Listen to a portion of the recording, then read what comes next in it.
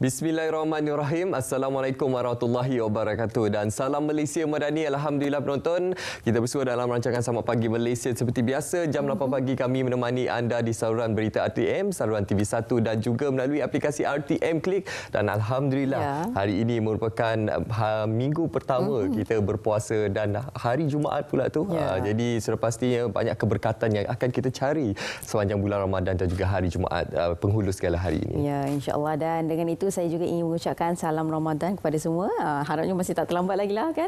Dan juga salam penghulu hari buat seluruh umat Islam. Hari ini perbanyakkan amal yang boleh kita lakukan, iaitu sunnah-sunnah Nabi Muhammad SAW untuk kita memperbanyakkan lagi pahala kita, khususnya di bulan Ramadan. Insya-Allah banyak kebaikan yang boleh kita lakukan dan banyaklah juga pahala kita akan bawa nanti, insya-Allah. Insya-Allah. Okay. Sebab pastinya untuk permulaan ini, seperti biasa kami akan buka ruang Selamat Pagi Malaysia ini untuk kita mengetahui apa antara topik-topik semasa yang penting untuk kita ketahui bersama, khususnya apa yang telah dipaparkan di portal berita RTM. Dan antara yang menjadi tumpuan kita adalah semasa lawatan Yang Amat Perdana Menteri Datuk Seri Anwar Ibrahim bersama delegasi ke Jerman, iaitu antaranya berkenaan ucap tama pada SME Future Day 2024 yang dianjurkan oleh Persatuan Perniagaan Kecil dan Sederhana Jerman. Pada ruangan itu, Yang Amat Perdana Menteri menggunakannya untuk menyampaikan dan juga mempelawa syarikat Jerman serta perniagaan di Eropah untuk mengambil bahagian melabur dan menjalin kerjasama dengan Malaysia. Dan Yang Amat Perdana Menteri menegaskan bahawa Malaysia kini muncul sebagai sebuah negara yang strategik dan berkembang pesat serta mampu menawarkan barisan tenaga kerja mahir, infrastruktur moden, persekitaran kawasan yang jelas selain potensi pertumbuhan yang besar. Rentetan daripada itu, Munawar Azmi, mungkin boleh kita kongsikan seterusnya berita, iaitu berkaitan dengan mengadakan pertemuan dengan timbalan Chancellor Jerman yang juga merupakan Menteri Ekonomi dan Tindakan Iklim Jerman, Dr. Robert.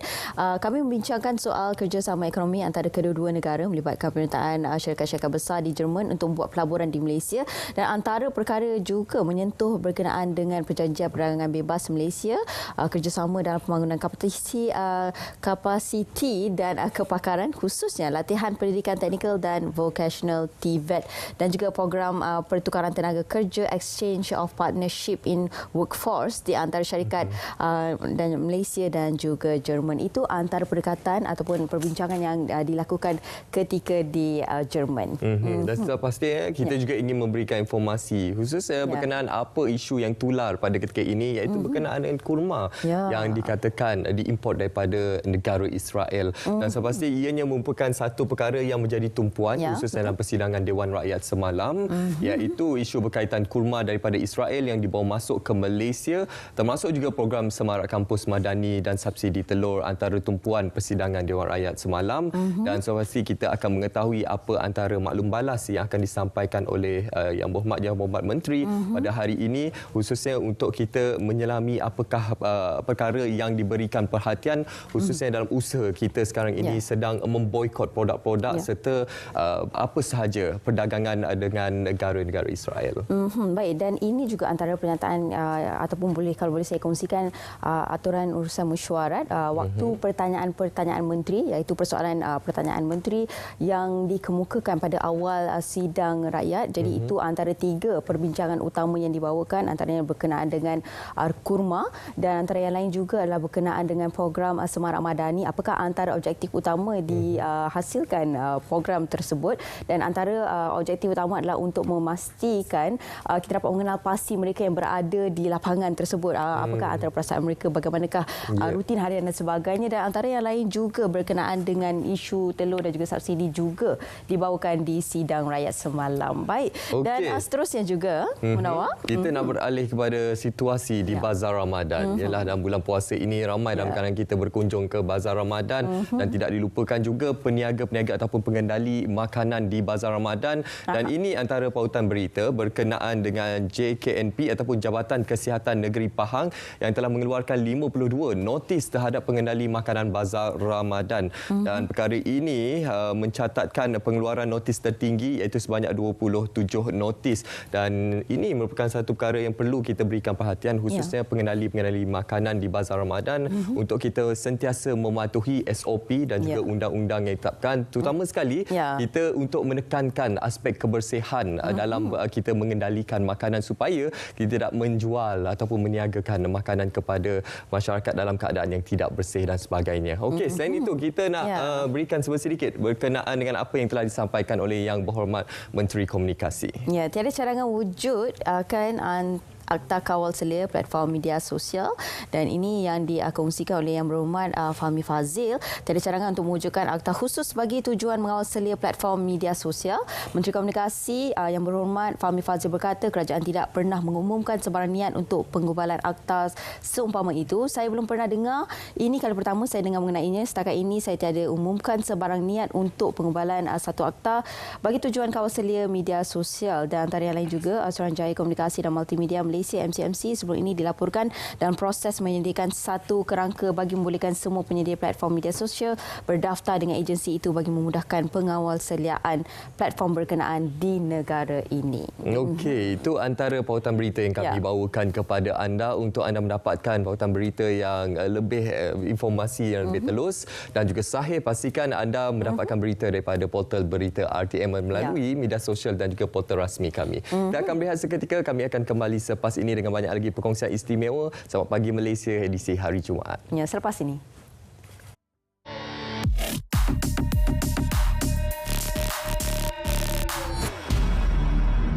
Lagi program bantuan khas Ramadan palsu dikesan. Kali ini jumlah bantuan ditambah sekali ganda kepada RM1,000 berbanding iklan asal yang tular minggu lalu. Penghantar pesanan mendakwa bantuan tunai itu telah mula diagih. Orang ramai yang mahu menyemak kelayakan diminta melayari laman web tertera. Semakan pasukan Biar Betul mendapati berita terbabit adalah palsu. Perkongsian alamat laman sesawang tidak lain tidak bukan bersifat umpan klik. Ia adalah strategi biasa bagi menambah jumlah pelawat sesuatu laman atau menambah pendapatan iklan. Taktik itu juga diguna penggodam bagi memancing data pengguna. Ini bermakna sekiranya pengguna klik pada pautan, mereka berisiko jadi mangsa kecurian data atau penipuan. Elak tertipu, jangan buka ruang buat penjenayah. Kepada sindiket, awas, anda diperhatikan. Terima maklumat palsu atau bahan fitnah, segera lapor ke MCMC.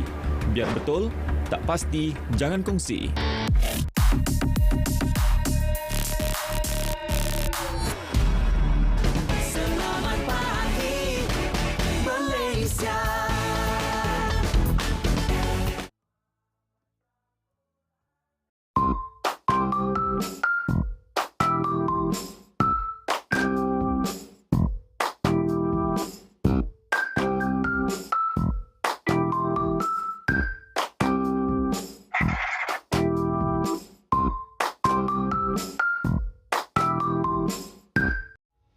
Kerajaan bersedia untuk meningkatkan akses kemudahan pembiayaan kredit mikro kepada golongan yang memerlukan. Dana pembiayaan kredit mikro Bumiputera sebanyak RM1 bilion disediakan melalui institusi kewangan pembangunan seperti BSN, Agrobank, Tekun Nasional kepada pelbagai segmen usaha Bumiputera dengan beri penekanan kepada wanita, belia dan veteran tentera.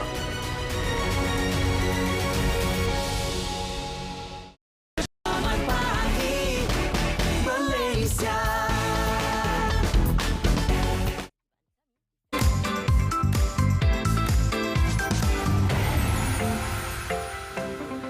Baik penonton, untuk ruangan seleksi pagi kali ini kita akan bersama dengan rakan kita DJ Radio daripada Selangor FM. Ya, dan kita bersama dengan DJ Q dan juga DJ Jit yang akan berkongsi berkaitan dengan program khas Ramadan Selangor FM. Silakan. Bila terima kasih kepada Munawar dan juga Safi di SPM. Jadi selamat pagi, seleksi pagi di Konti Selangor FM 100.9 bersama dengan saya Jit Zulkifli dan juga Q Amril. Hari ini kami berdua menemani anda. Kalau di frekuensi kami, hari ini juga kita ada program seperti biasalah. Hari Jumaat kami bawakan kepada anda. Apa nak tanya, tanyalah. Tapi kena like dengan juga share kita punya Facebook dekat Selangor FM 100.9. Jadi untuk anda hari ini dah masuk 4 Ramadan. Jadi program Ramadan menarik di Selangor FM ni banyak sebenarnya. Sepanjang hari, jadi inspirasi populasi Selangor FM, kita mulakan dulu dengan slot pagi ni lah. Tadi kita dah habis kan untuk soalan ANTT ataupun apa nak tanya-tanyalah. Kemudian kita ada soalan selebriti dan macam-macam lagi. Kita bersama dengan yang berbahagia Ustaz Hafiz Hanifah bermula jam 7 pagi sampailah jam 10 pagi nanti. Selain daripada itu juga macam-macam soalan. Untuk bulan Ramadan macam Cik kata tadi, kita ada banyak program-program istimewa yang kami sediakan khas untuk anda semua. Antaranya kita ada refleksi khas Ramadan. Selain itu kita juga ada cuit sikit Ramadan, tips sihat Ramadan, campak-campak siap, nampak? Campak-campak siap. Jadi terus. Lepas tu kita juga ada tadarus Al-Quran pada sebelah malam. Kita juga untuk program Mawadah juga ada khas Ramadan dan istimewa untuk 34 je kita suka. Hari Jumaat, Sabtu dan juga Ahad kami bawakan kepada anda. Hari Jumaat kita ada Taranum. Seterusnya hari Sabtu kita ada Zoom Rovers masuk dapur dan juga pada hari Ahad kita ada BMI Al-Ramadan ataupun Baskes minggu ini Al-Ramadan. Kan pasal berat badan awak jangan. Berat badan kita jangan cerita bulan Ramadan ni. Kita fokus. Okey, jadi selain tu juga kita ada jelajah Ramadan Selangor FM. Kalau jelajah Ramadan seluruh Malaysia kita dah tahu dah, dari lokasi ke lokasi, dari zon ke zon. Jadi tak lama je lagi kita akan tiba di negeri Selangor ni juga. Betul. Yang akan berlangsung pada 19 Mac 2024 ni. Hari Selasa ni je, tak lama je lagi.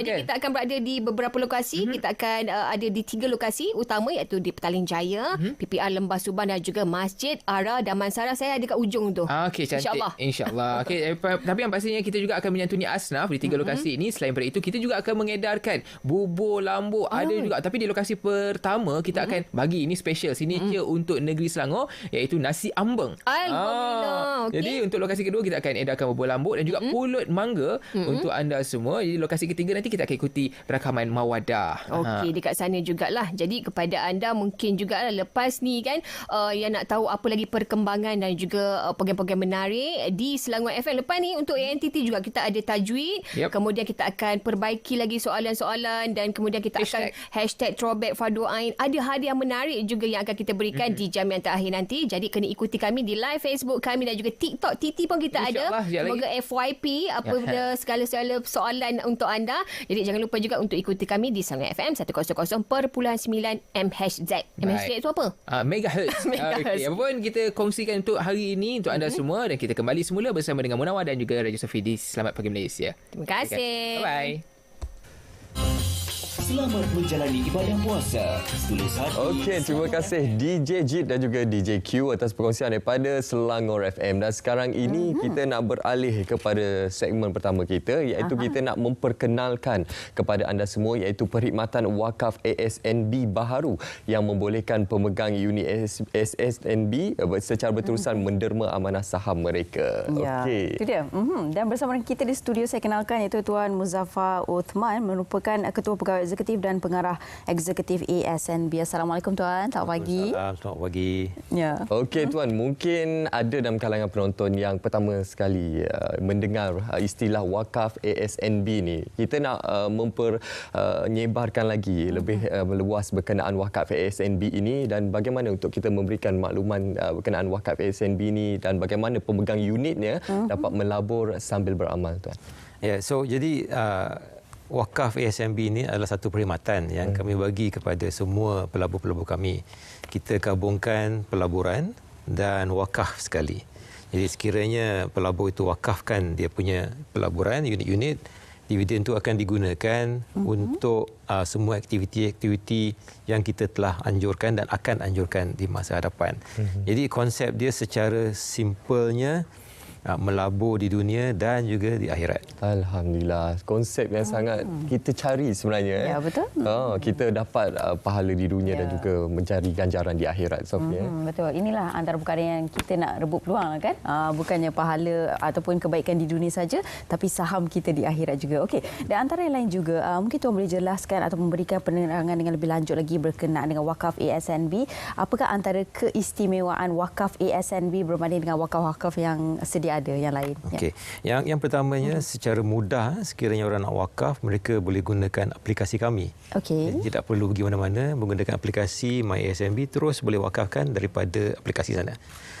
Nombor dua, seperti saya cakap tadi, bila kita wakafkan kita punya unit tu kepada unit wakaf, kita tidak menggunakan prinsipal tu. Kita hanya menggunakan manfaat yang datang daripada prinsipal tu untuk aktiviti-aktiviti dan untuk masyarakat-masyarakat yang perlukan dia. Jadi sekiranya kita wakafkan RM1,000, RM1,000 itu akan kekal selama-lamanya. Kita akan menggunakan, sekiranya saya bagi dividen 5%, 5% dari RM1,000 itu akan digunakan untuk aktiviti-aktiviti wakaf kita. Itu special dia. Jadi yang menyebabkan dia lebih baik adalah kami adalah profesional yang memang menjaga unit trust dan sekarang kami juga menjaga wakaf. Dan kami sentiasa profesional dan kita akan beritahu macam mana kita buat, di mana kita buat, siapa yang dapat. Secara telus lah. Secara telus. Dan kita sebenarnya bagi kepada 4 bahagian. Satu pendidikan, satu kesihatan, satu masyarakat dan satu lagi kemanusiaan. Jadi ini adalah 4 area di mana kita pergi untuk gunakan dana manfaat ni. Okey, ini merupakan salah satu tanggungjawab sosial korporat yang telah dilaksanakan untuk membantu pihak-pihak ataupun golongan yang memerlukan. Tuan nyatakan tadi ada 4 fokus utama projek daripada aspek pendidikan, kesihatan dan beberapa lagi. Mungkin kita boleh perincikan lagi Tuan, bagaimana untuk kita gambarkan manfaatnya kepada golongan yang memerlukan. Boleh. So sekiranya kita cerita mengenai pendidikan, pendidikan tu kita ada juga memberi beasiswa kepada pelajar-pelajar untuk mereka menamatkan diorang punya semester atau tahun itu. Kita juga memberi seperti tajaan sewaan bas untuk mereka menggunakan untuk aktiviti-aktiviti yang telah dianjurkan oleh universiti contohnya. Jadi itu untuk pendidikan. Yang kesihatan tu kita juga menggunakan dana manfaat wakaf ni untuk baik pulih infrastruktur hospital atau klinik. Kita juga memberi instrumen-instrumen lah seperti wheelchair, stretcher sekiranya diperlukan di hospital-hospital, di klinik rakyat.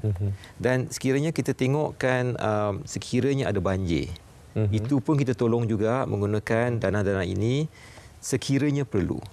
Jadi ada banyak-banyak benda yang kita buat mengikut kaedah-kaedah yang kita lakukan dan semua orang, dan ini kita buat di seluruh negeri Malaysia, bukan satu Kuala Lumpur saja, di Malaysia semua.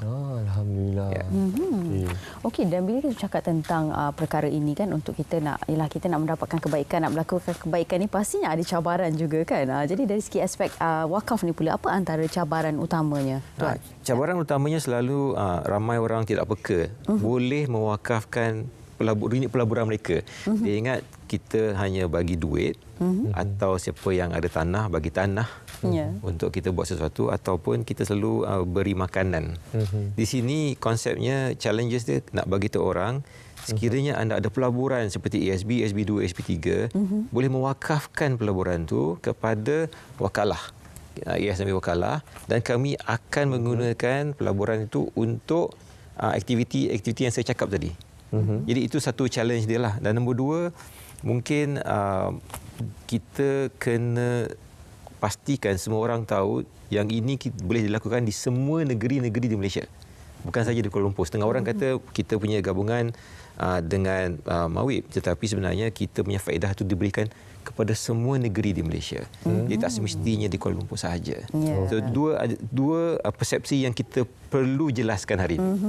Betul. Rasa persepsi tersebut berjaya kita perjelaskan pada hari ini untuk kita mengelakkan sebarang tanggapan-tanggapan yang mungkin menjadi satu persoalan dalam kalangan masyarakat. Betul. Jadi dalam ruangan ini juga Tuan, mungkin kita perlu war-warkan kepada masyarakat, iaitu kenapa orang ramai perlu memilih wakaf ASNB ini, kebaikan manfaatnya berbanding wakaf ASB yang lain. Betul. Nombor 1, seperti saya cakap tadi, pelaburan yang diberi diwakafkan tu tidak diguna prinsipal dia. Kita hanya gunakan dia punya faedah sahaja. Dividen yang diberi kita gunakan itu. Jadi dia akan berpanjangan sepanjang masa selagi ASNB berada di bumi ni, insya-Allah investment tu akan kekal dan kita akan gunakan. Jadi kita dah berada di sini 40 tahun. Jadi kita akan terus insya-Allah lagi 40 tahun. Nombor 2, kita dana ini adalah diorganiskan melalui satu organisasi yang efisien lah. Kami adalah satu profesional. Memang kerja kami manage unit trust. Jadi kita akan manage wakaf fund sekali. Nombor 3, kita ada very specific 4 area yang kita akan bagi tahu tadi kan. Pendidikan, kesihatan, masyarakat dan juga sebagainya. Jadi itu adalah satu tempat di mana orang boleh percaya pada kita lah. Dan nombor 4 sebenarnya, yang ini taklah penting sangat, tapi penting kepada kita sekarang. Boleh mendapat sedikit tax rebate. Sekiranya kita buat wakaf, insya-Allah dapat tax rebate. Tahun bila lah, sekiranya buat tahun ni, jadi tahun depan bila kita buat kita punya tax, dapatlah rebate sedikit daripada kerajaan. Jadi itulah sebabnya kenapa saya cadangkan ramai penonton-penonton untuk mewakafkan unit trust mereka. Dia sentiasa ada di sana, diwakilkan oleh profesional. InsyaAllah tahun depan dapat tax rebate sikit. Dan kita ada very framework, satu framework yang sesuai untuk semua orang. Maknanya kesihatan, pendidikan dan sebagainya. Jadi semuanya itu lengkap. Itu dia, lengkap sebenarnya kelebihan, dan saya kira bulan Ramadan ini adalah waktu yang sepatutnya kita sama-sama melakukan wakaf dan memperbanyakkan lagi kebaikan. Dan di kesempatan waktu yang ada ni Tuan, mungkin Tuan nak wawarkan sekali lagi kepada para penonton untuk sama-sama kita mengambil peluang untuk berwakaf. Bersama. Jadi saya minta semua penonton mikirkan apa yang kita boleh buat kepada kita punya komuniti di Malaysia. Dan salah satu caranya kita untuk menolong adalah mewakafkan kita punya unit trust kepada wakalah. Jadi kami akan memberi, setiap tahun kita akan memberi report kepada pewakaf mengatakan duit anda yang kita gunakan digunakan di sini, banyak mana, siapa dapat, negeri mana, dan setiap tahun kita akan bagi report. Jadi amat telus. Kita tidak akan cerita di tempat lain, hanya depan itu saja. Jadi saya harap hari ini, hari Jumaat, bulan Ramadan, ramai orang lah bukalah aplikasi kami atau datanglah kepada branch-branch kami, wakafkan sedikit untuk di dunia dan di akhirat. Itu yang ditekankan, pelaburan di dunia dan juga di akhirat melalui aplikasi ASNB ataupun boleh datang ke cawangan yang terdekat. Betul. Okey Tuan, dalam ruangan masa, kita ada sikit masa lagi Tuan. Mungkin kita boleh war-warkan juga berkenaan program yang dilaksanakan, iaitu program Seikhlas Wakaf Seindah Ramadan. Mungkin ramai nak tahu berkenaan program yang dilaksanakan Tuan. Okey, program ni pertama kali kami lakukan, di mana kami akan bekerja dengan 32 masjid. Dan kami akan sponsor iftar untuk asnaf-asnaf, anak yatim di kawasan-kawasan masjid itu. Dan kami juga memberi sedikit sumbangan kepada asnaf-asnaf, saya rasa dalam 700 orang untuk penyediaan bulan Syawal nanti. Jadi kami harap ia akan dapat memberi mereka sedikit kelegaan dari segi financialnya. Dan ketiganya, kami juga memberi lebih kurang 70 anak yatim sedikit dana untuk mereka pergi balik ke sekolah. Jadi peralatan-peralatan sekolah tu kita akan beri kepada mereka. Jadi bulan Ramadan ni adalah di mana kami menggunakan program ini kali pertamanya. Dan insya-Allah sekiranya berjaya, kita akan membuat program ini setiap tahun. Dan kita akan bekerja dengan lebih banyak masjid dan asnaf dan anak yatim supaya mereka dapat mendapat manfaat. Itulah saya cakap, minta orang ramai wakafkan sedikit, tak banyak, sedikit sahaja, supaya kami boleh tolong yang lain, asnaf-asnaf yang lain, anak yatim yang lain. Mereka dapat sedikitlah. Betul. Dan secara berterusan. Secara berterusan. Itu tak akan habis. Betul. Senang. Wah, itu dia, insya-Allah. Jadi gunakan kesempatan waktu yang ada ini, khususnya di hari Jumaat ini kan, menawarkan untuk memperbanyakkan sedekah dan juga berwakaf bersama ASNB. Okey, terima kasih kita ucapkan kepada tamu kita, iaitu Tuan Muzaffar Osman, Ketua Pegawai Eksekutif dan Pengarah Eksekutif ASNB. Terima kasih Tuan. Terima kasih. Murni yang dilaksanakan ini akan menjadi inspirasi kepada kita semua. Semoga ramai lagi yang akan selepas ini mewakafkan ASNB. InsyaAllah. Okey, baik. Dan seterusnya, Munawar, kita juga ingin bawakan para penonton kita terbang ke Perlis sekejap. Kita nak bercerita tentang Yayasan Khairul Ummah Antarabangsa Semarakkan Ramadan bersama komuniti, dan rakan pelapor kami telah pun bersedia, iaitu Wan Nur Azli Wan Cik. Silakan. Baik, terima kasih rakan menjampai di Angkasa Peri. Assalamualaikum dan selamat pagi. Yayasan Khairul Ummah Antarabangsa atau IKAH terus komited untuk melaksanakan pelbagai program bersama komuniti setempat, khususnya di seluruh negeri Perlis. Ini termasuklah program misi tanggungjawab sosial Universiti bersama Masjid Al-Mustaqim di Serayap. Baik, bagi berkongsi mengenai program yang dilaksanakan IKAH bersama dengan Universiti Awam di negeri Perlis ini, bersama saya iaitu Datuk Dr. Fatul Bari Mak Jaya, iaitu pengerusi Yayasan Khairul Ummah Antarabangsa. Baik, Assalamualaikum Datuk. Assalamualaikum warahmatullahi wabarakatuh.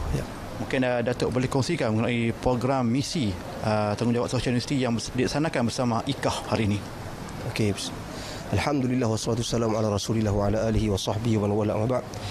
Pertama sekali program ini merupakan program hasil kerjasama semua pihak.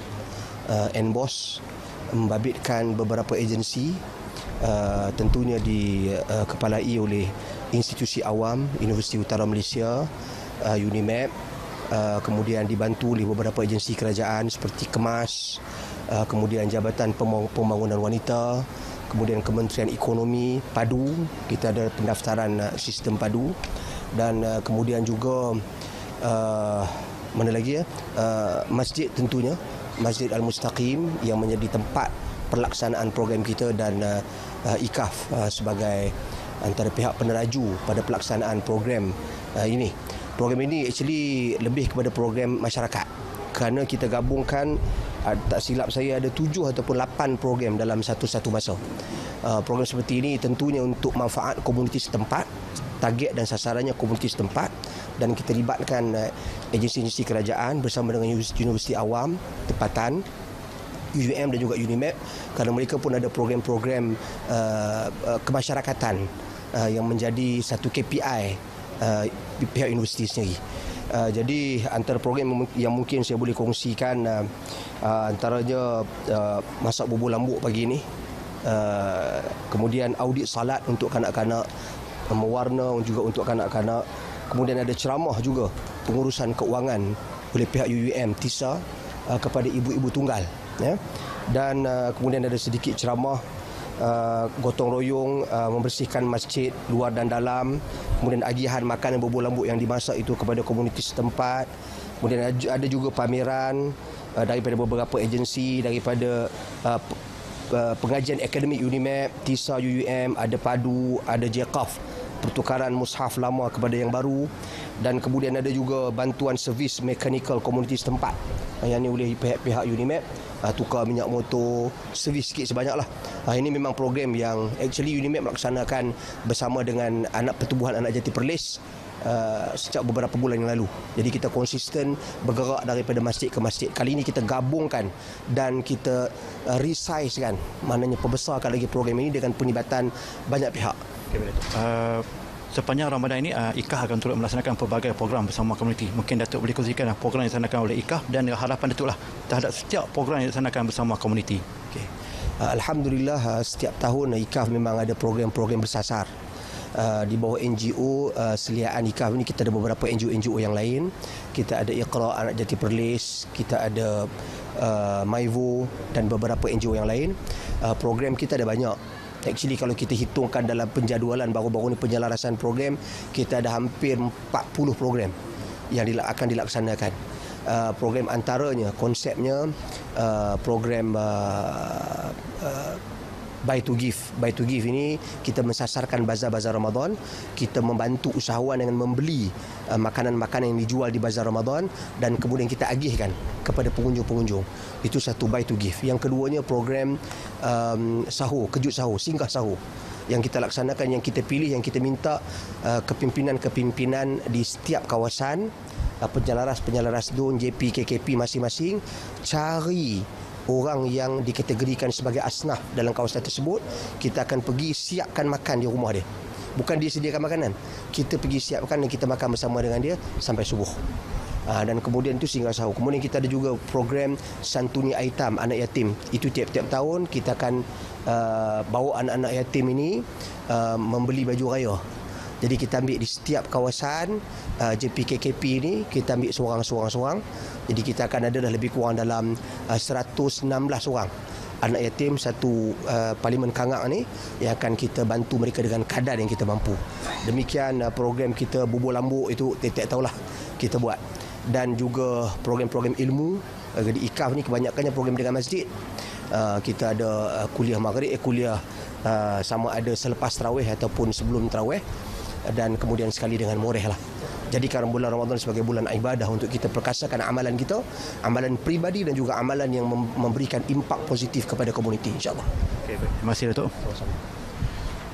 Baik, itu saya dapat saya kongsikan program yang akan dilaksanakan oleh IKAF bersama komuniti setempat, khususnya sepanjang bulan Ramadan Al-Mubarak. Untuk itu, salam Ramadan Al-Mubarak. Kembali bersama rakan penyampai di Angkasa Puri. Baik, terima kasih Wan Nur Azli Wan Cik atas perkongsian daripada Cerita Pagi Perlis. Penonton, bulan Ramadan sudah pasti bulan yang dinantikan oleh seluruh umat Islam di seluruh dunia dan bulan ini dikenali sebagai bulan pengampunan dan sudah pasti segala amal ibadah kita dilipat gandakan pahalanya dan antara salah satunya adalah berkenaan dengan wakaf khususnya pada bulan Ramadan. Hari ini kita bersama dengan dua orang tetamu untuk kita berbicara berkenaan pembangunan wakaf di Malaysia, iaitu kita bersama dengan Muhammad Abzi Isha yang merupakan Timbalan Ketua Pengarah Jawhar dan juga Encik Hanif Jamaluddin, Ketua Penolong Pengarah Bahagian Wakaf. Assalamualaikum. Waalaikumsalam warahmatullahi. Okey, topik yang sangat penting untuk kita bawakan pada pagi ini, namun saya kira masih ramai lagi yang terkeliru berkenaan istilah wakaf dan juga sedekah. Mungkin kita boleh berikan pencerahan di mana satu yang lebih afdal sebenarnya untuk kita laksanakan khususnya pada bulan Ramadan ini. Okay, terima kasih Saudara Munawar. Okay, Bismillahirrahmanirrahim. Tak dapat dinafikan, tapi segelintirlah saya rasa Cik Munawar, Saudara Munawar, ramai yang faham dah. Boleh beza antara sedekah dan wakaf. Kalau sedekah ni dia lebih kepada sumbangan kepada yang memerlukan. Kalau wakaf ni ada lebih kepada kita, wakaf ni dia menahan harta pewakaf bagi tujuan manfaat tertentulah. Tapi di sini sedekah ni, wakaf ni sebahagian daripada sedekah sebenarnya. Kalau sedekah kita ada sedekah wajib, ada sedekah sunat. Sedekah wajib ni adalah zakat lah, yang mana semua maklum. Zakat ni memang menjadi kewajipan kepada semua orang Islam. Mengenai wakaf ni adalah dia sunat. Dan dia dilaksanakan mengikut keperluan-keperluan tertentulah. Dan perkara ini sunat. Jadi dan pada masa yang sama orang bersedekah juga di bulan Ramadan ini. So wakaf ini kalau kita tengok di sini dia lebih kepada sesuatu yang berpanjangan, Saudara Munawar dan penonton sekalian. So kalau kita tengok di sini, kalau orang Islam biasanya dia faham wakaf ni hanya untuk wakaf tanah dan sebagainya. Wakaf je dia akan associate dengan tanah, tapi sebenarnya wakaf ni lebih luas sebenarnya. Sekarang kita ada wakaf tunai dan sebagainya.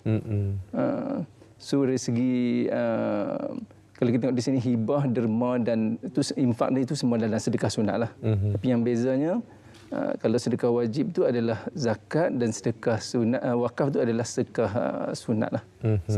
Okey, so pasti kedua-duanya ada manfaat pahala yang akan kita perolehi sekiranya kita melaksanakan khususnya dalam bulan Ramadan ini. Okey, bercakap berkenaan wakaf ini, pastinya kita ingin mengetahui juga hala tuju bagaimana situasi pengurusan pembangunan wakaf di Malaysia, Tuan Hanif. Okey, terima kasih.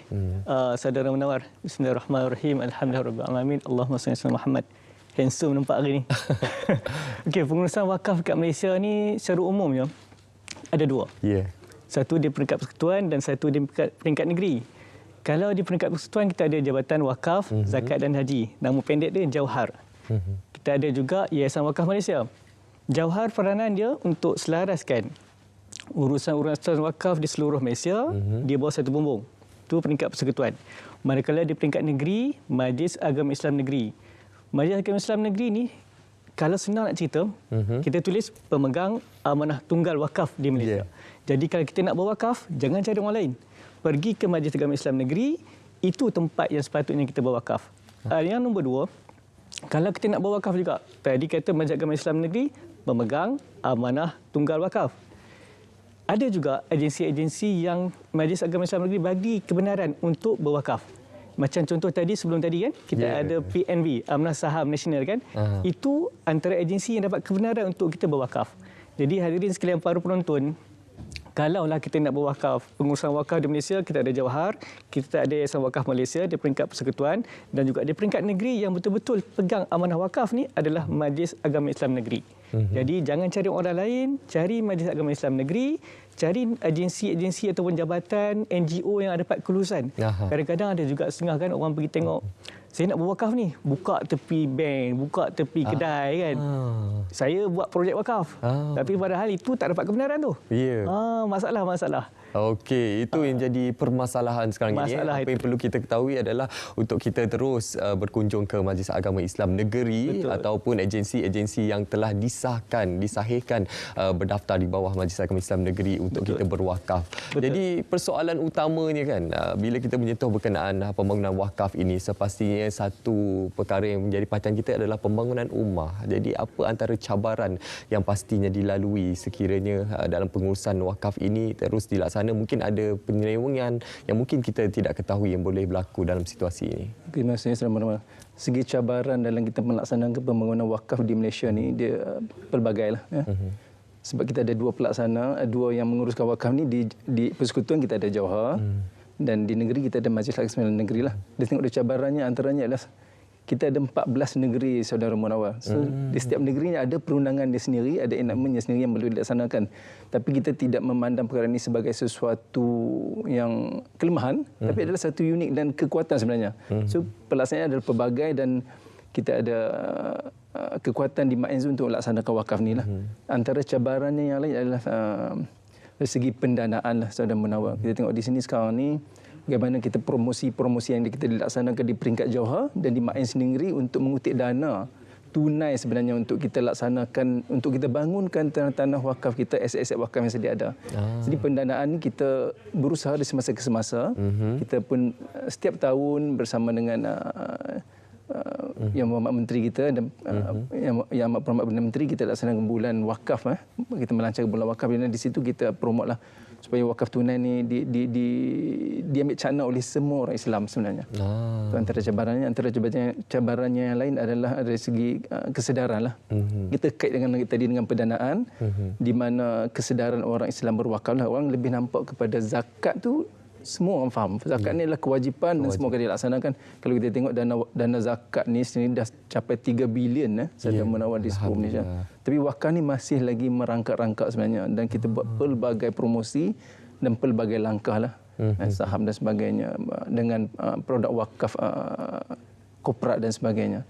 Itulah cabarannya. Satu lagi dari segi ada pihak ada kesedaran untuk berwakaf tu ada, tapi tanah yang diwakafkan tu adalah tidak komersial, tidak boleh dibangunkan sebagainya. Jadi di pihak Majlis Agama Islam Negeri sebagai pemegang amanah tunggal untuk wakaf ni dan pelaksana juga menghadapi masalah lah. Tapi benda ni dari semasa kita baiki. InsyaAllah. Itu antara cabaran yang dilalui. Apa yang paling utama adalah tahap kesedaran masyarakat untuk kita turut serta dalam berwakaf. Yalah, kita tak mahulah kita berwakaf seperti yang Tuan nyatakan tadi di dalam kedai makan ke, ada nampak seorang individu buka satu meja katanya nak berwakaf dekat situ. Kita laksanakan apa kita ketahui asal usul kesahihannya. Okey Tuan, dalam pengurusan wakaf di Malaysia ini, pasti kita war-warkan kepada masyarakat sebanyak yang boleh untuk kita turut serta dalam wakaf ini. Jadi bagaimana dari segi penyaluran informasi, maklumat untuk mereka mengetahui berkenaan wakaf yang telah diuruskan? Okey, baik. Terima kasih Saudara Munawar. Kalau sekarang ni zaman moden kan, zaman moden, kalau nak cepat dapat info, pergi ke website lah. Pertama sekali, hadirin sekalian, para penonton boleh tonton kepada website Jauhar, Jabatan Wakaf Zakat dan Haji, www.jawhar.gov.my. Panjang kan, tapi Jauhar website dia. Dalam website tu, kalau kita pergi ke situ, cari item wakaf, pergi ke item wakaf tu, kita akan ada link kepada seluruh Majlis Agama Islam Negeri. Macam mana nak berwakaf? Tekan link tu di mana kita nak berwakaf kat negeri Perlis contohnya, Kelantan, Sarawak, tak kisahlah, 14 Majlis Agama Islam Negeri tu kita ada link kat situ. Klik kat situ, tuan-puan para penonton boleh terus berwakaf. Terus sampai saya nak wakaf RM10, RM5, tak ada masalah. Wakaf je terus kat situ. Dan ada cara yang kedua kalau kita nak berwakaf, Saudara Munawar dan juga para penonton. Kita boleh berurusan dengan Majlis Agama Islam Negeri kalau kita ada aset. Yang tadi itu berkaitan wakaf tunai. Kita boleh pergi berwakaf ke Majlis Agama Islam Negeri dan juga kita ada peluang untuk berwakaf di Yayasan Wakaf Malaysia secara tunai online. Kalau nak berwakaf tanah, kita terus pergi ke Majlis Agama Islam Negeri. Kalau kita dapat tengok skrin tadi kan, ada program-program bangunan ataupun kios tempat makan, restoran disediakan dibuat di Johor. Itu tapak wakaf. Ni gambar sekarang ni. Hotel yang kita sedang bina di Taiping. Hotel wakaf. Ini gambar ni perumahan wakaf yang telah kita bina atas tanah wakaf di Pulau Pinang. Hadirin sekalian, tanah wakaf kita ada, tanah kita ada, jangan pening, jangan susah hati. Tak tahu nak buat apa kan? Kita boleh ambil peluang ni, serahlah harta kita kepada Majlis Agama Islam untuk diuruskan, kita bina macam-macam. Ini gambar pusat hemodialisis di Johor. Alhamdulillah. Bagi tanah, kita dah meninggal tapi pahala itu berpanjangan sampai kiamat nanti. Dengan sebab asbab wakaf yang kita buat. InsyaAllah. tempat yang betul. Itu yang kita nak war-warkan kepada seluruh umat Islam kan, untuk kita merebut ialah peluang untuk kita berwakaf ini. Ialah kita selalu bercakap berkenaan zakat kewajipan. Namun kita juga ingin memberikan penekanan terhadap wakaf. Bagaimana sumbangan wakaf ini terhadap pembangunan ummah? Mungkin kita boleh cerahkan berkaitannya. Terima kasih Saudara Marwan. Sebagaimana Cik Anik dah sebut tadi, kita dah ada hotel, dah ada pusat pendidikan, dialisis dan sebagainya. Jadi semua ni kita bangunkan di atas tanah wakaf. Jadi kalau tengok di sini, daripada peringkat awal pembinaan hotel tu dan semua institusi kita yang ada adalah melibatkan sosioekonomi lah, bagi peluang pekerjaan, dan dah siap pun ada peluang pekerjaan kepada terutama sekali kepada pihak asnaf lah. Yang kena pusat dialisis tadi, bagaimana kita membantu pihak asnaf, Main bantu bagaimana dia bantu guna pusat dialisis itu dengan bantuan zakat dan sebagainya. Dan antara lainnya bagaimana menyumbang pada ekonomi ini adalah bila kita bangunkan tanah-tanah yang sedia ada lah. Bukan mudah Saudara Munawar bila individu mewakafkan tanahnya, dan kita kena fikir bagaimana nak bangunkan tanah tu. Jadi perlu ada dana dan sebagainya. Di sini kita nampak kita tidak sia-siakan aset yang kita ada. Jadi untuk bangunkan sosioekonomi ummah. Antara lain juga menyediakan peluang pekerjaan yang tadi, dan juga keadaan fizikal antara yang lainnya. Kita juga menyediakan meningkatkan taraf hidup umat Islam lah. So, bagaimana kita menyediakan perumahan di Penang dan sebagainya. Kita dah ada buat wakaf Siti Aisyah di Penang sebanyak berapa unit? Banyak unit. 100 unit lebih lah sedang menawan. Jadi kita dapatkan menyediakan perkhidmatan kepada umat Islam lah. Baik, mungkin dalam kesempatan yang ringkas ini, mungkin Tuan Hanif boleh memberikan satu rumusan keseluruhan berkenaan pembangunan wakaf di Malaysia. Terima kasih Saudara Munawar. Saya pula jawab Tuan Diki dulu ni. Okey. Bulan wakaf kebangsaan kita jadikan bulan Ramadan ni sebagai bulan wakaf kebangsaan. Hari ini dah masuk hari keempat puasa. Selasa, Rabu, Khamis, Jumaat. Saya nak jemput pada semua para penonton dan juga Saudara Munawar dan semua kita ambil peluang satu hari satu wakaf kita buat. Berwakaflah. Kita tak tahu bila kita nak meninggal, tapi dengan kesempatan satu hari satu wakaf, RM1 ke 50 sen ke, pahala tu akan berpanjangan sampai kita di akhirat nanti. Ada satu cerita sikit-sikit je. Okey, ringkas. Okay. Ada kawan tu seorang pemandu telah berwakaf dah 20 tahun, potong RM10, sekarang dah berpuluh ribu dah wakaf dikumpul. Masya-Allah. Nak bagi semangat pada kita. Itu saja kita boleh buat. Jangan tak buat. Boleh, insya-Allah kita sama-sama laksanakan. Dan pastinya ini satu kongsian yang sangat bermanfaat untuk kita semua, khususnya dalam bulan Ramadan ini. Terima kasih kita ucapkan kepada kedua-dua tamu kita, Encik Muhammad Ramzi Ishak, Timbalan Ketua Pengarah Jawahar, dan juga Encik Hanif Jamaluddin, Ketua Penolong Pengarah Bahagian Wakaf. Terima kasih. Insya-Allah ianya akan memberi satu inspirasi kepada kita semua umat Islam, khususnya dalam bulan Ramadan ini untuk berwakaf. Baik penonton, sekarang ini kita akan terus saja menyaksikan pakej Marhaban Ya Ramadan, iaitu berkenaan perkaitan Ramadan dan juga produktiviti kita. Jom kita saksikan.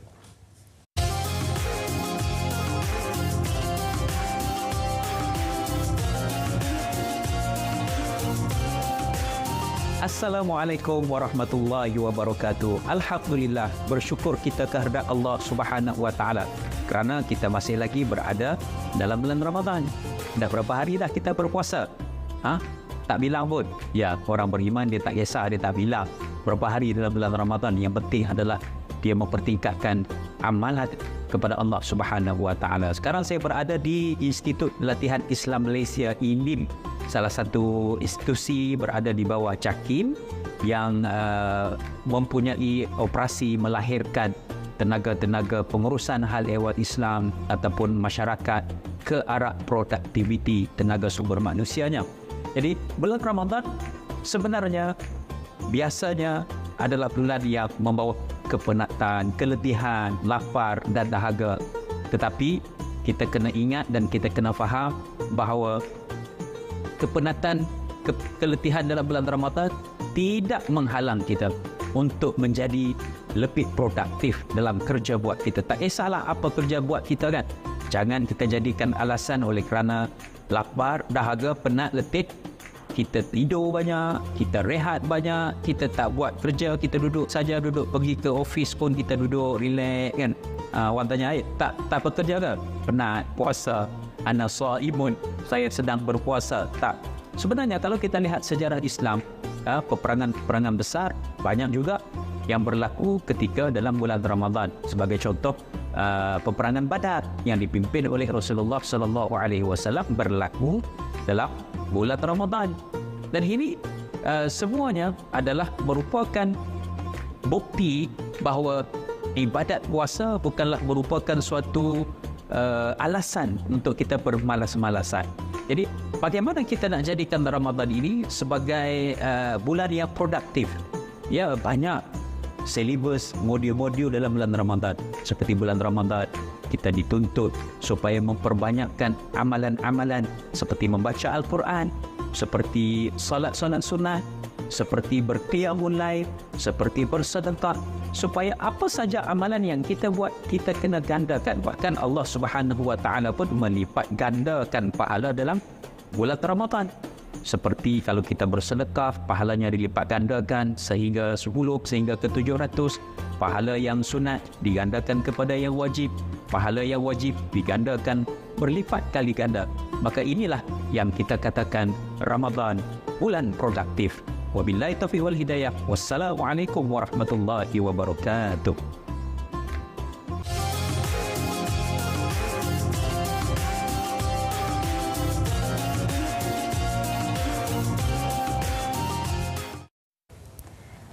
Ya, baik, itu dia marhaban ya Ramadan yang dikongsikan oleh Ustaz Zakaria tadi. Antaranya adalah perbanyakkan ilmu yang boleh kita, perbanyakkan amal yang boleh kita lakukan khususnya di bulan Ramadan ini untuk memperbanyakkan pahala, dan banyak lagi antara ganjaran-ganjaran lain yang boleh kita dapat daripada Allah SWT, insya-Allah.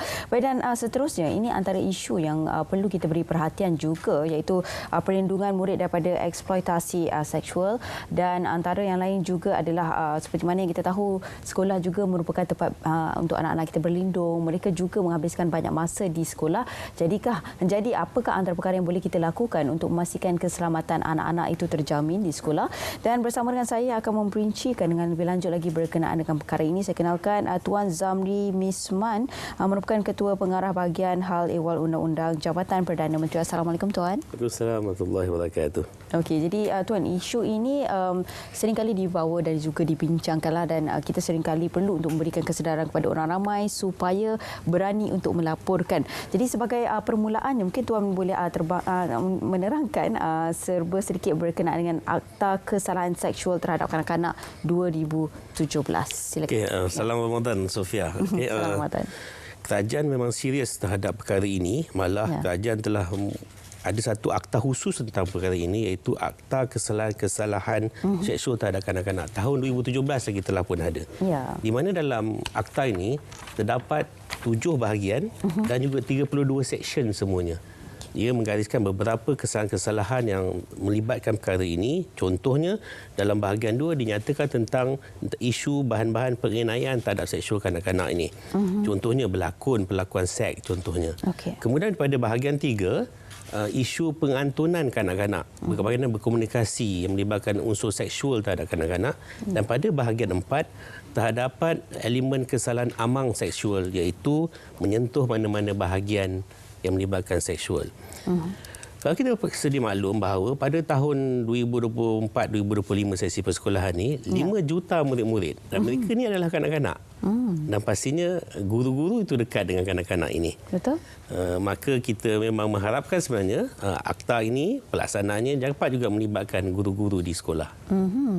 Okey, dan selain daripada itu, adakah akta ataupun undang-undang lain yang berkaitan dengan perkara ini untuk menangani kes salah laku seksual yang melibatkan murid sebagai mangsa? Sebab kalau tadi Tuan kongsikan 5 juta murid, jadi saya kira besar juga tanggungjawab guru-guru untuk memastikan mereka ini dalam keadaan yang selamat dan juga keselamatan mereka terjamin ketika tempoh berada di sekolah tersebut. Okey.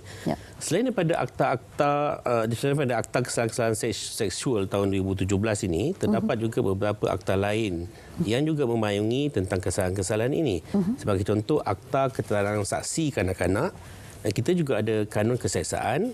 Ada juga Akta Kanak-kanak 2001 itu sendiri. Malah akta terdapat pindaan terhadap Akta Kesalahan Seksual ini, yang mana telah pun menggantikan perkataan pornografi kanak-kanak kepada bahan penganiayaan kanak-kanak supaya dia dapat lebih luas lagi skopnya. Begitu juga dalam pindaan tahun lepas sebenarnya terdapat 4 seksyen baru telah pun dimasukkan, iaitu 15A dan 15B, yang mana ia melibatkan tentang isu persembahan seksual kanak-kanak dan pemerasan seksual kanak-kanak. Kadang-kadang ada gambar kanak-kanak, diperas ugut kanak-kanak itu. Okey, kemudian yang menarik juga dimasukkan seksyen 26A dan juga 26B, di mana mahkamah diberikan kuasa untuk memerintahkan pembayaran pampasan kepada mangsa kanak-kanak itu sendiri. Ini satu benda yang baru, yang bagus, yang telah pun dilaksanakan oleh kerajaan. Betul. Saya kira ini antara ialah penerangan yang cukup penting kepada masyarakat luar sana, sebab kadang-kadang khususnya bermula daripada PKP kan, kita tengok anak-anak bermain game secara online, dan ini antara perkara-perkara yang sering kali berlaku. Walaupun dalam permainan itu kita nampak golongannya kanak-kanak, tetapi mereka menggunakan pendekatan tersebut untuk mendekatkan diri bersama dengan kanak-kanak, dan akhirnya mereka menjadi mangsa, Tuan. Dan ini antara pendekatan yang cukup baiklah saya kira. Dan antara yang lain juga, Tuan, kita juga tahu bahawa Datuk Seri Zalina Othman Said, Menteri dari Jabatan Perdana Menteri, Undang-Undang dan juga Reformasi Institusi, telah pun memperjuangkan perubahan Suruhanjaya kanak-kanak pada awal tahun 2023. Dan antara yang lain mungkin Tuan boleh nyatakan statistik yang dilaporkan oleh Suruhanjaya kepada BHEUU sejak ia ditubuhkan di bawah Suhakam. Benar, kerajaan telah mewujudkan satu pejabat pesuruhjaya kanak-kanak di bawah Suhakam. Berdasarkan statistik semasa, sebenarnya ia menakutkan sebenarnya. Okay? Berdasarkan statistik pada PDRM, daripada tahun 2017 sehingga tahun 2023, terdapat 7,015 kes melibatkan perkara ini. Secara puratanya 1,500 setahun. Dan kita percaya bahawa angka ini sebenarnya jauh lebih tinggi di lapangan. Sebenarnya. Sebab berdasarkan data yang dilihat ialah 82.9% mangsa ini mengenali siapa pelakunya. Menyebabkan mereka tidak ataupun nak melaporkan perkara ini. So ini yang membimbangkan kita sebenarnya. Jadi ini sebenarnya situasi ini memang betul-betul berlaku ya. Ia yang statistik yang kami kongsikan tadi adalah berkaitan mereka yang membuat aduan dan juga laporan.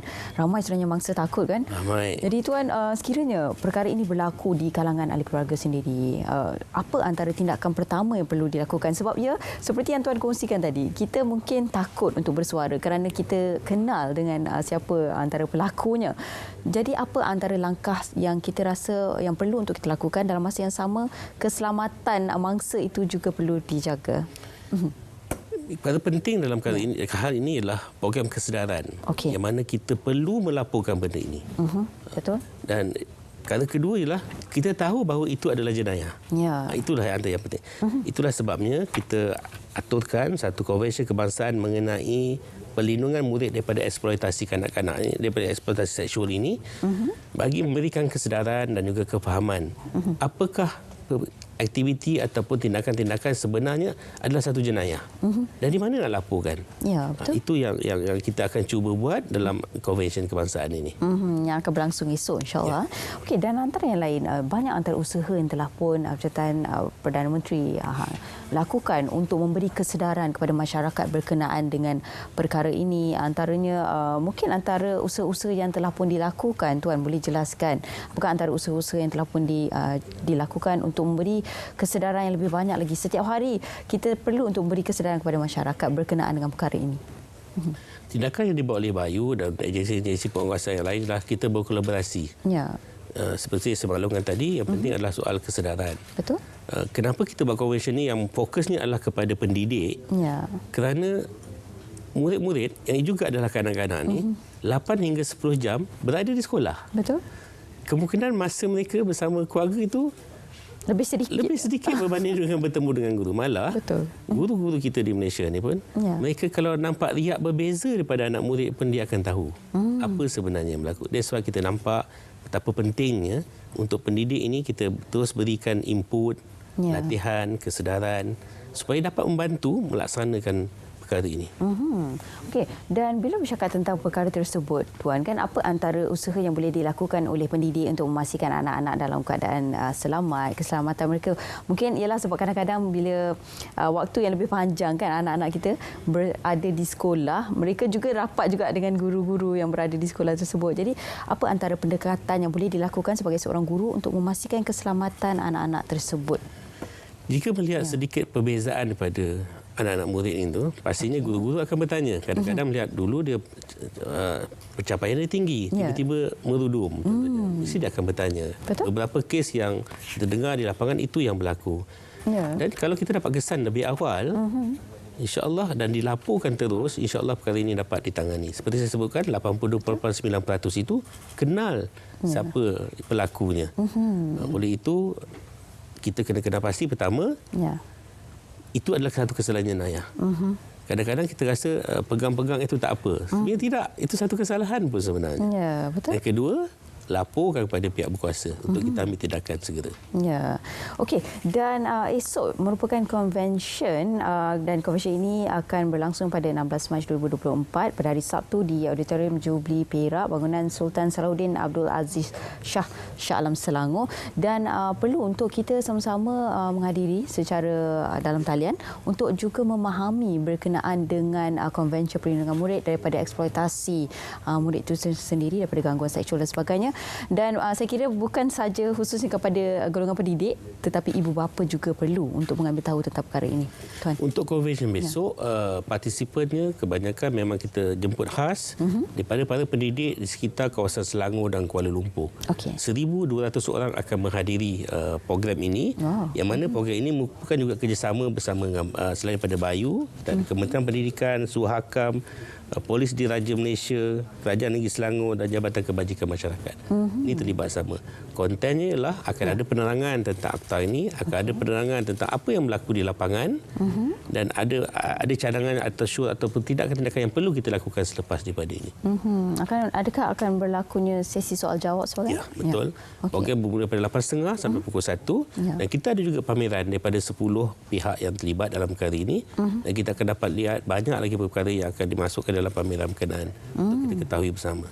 Okey, dan saya kira usaha ini akan sentiasa diteruskan untuk sentiasa memberi penerangan kepada masyarakat, kepada pendidik juga untuk memastikan keadaan anak-anak, sebab saya kira seperti yang Tuan kongsikan tadi kan, semakin meningkatnya kes jenayah seksual ini, jadi perlu untuk kita semua mainkan peranan yang cukup besar untuk memastikan keselamatan anak-anak ini terjamin, kerana ia akan memberi kesan trauma kepada anak-anak itu membesar dalam keadaan trauma dan juga masa depan mereka akan terjejas kan, Tuan. Jadi mungkin di kesempatan waktu yang ada boleh wawarkan kepada orang ramai, perlu untuk kita mengambil perkara ini secara serius supaya masa depan anak-anak terjamin.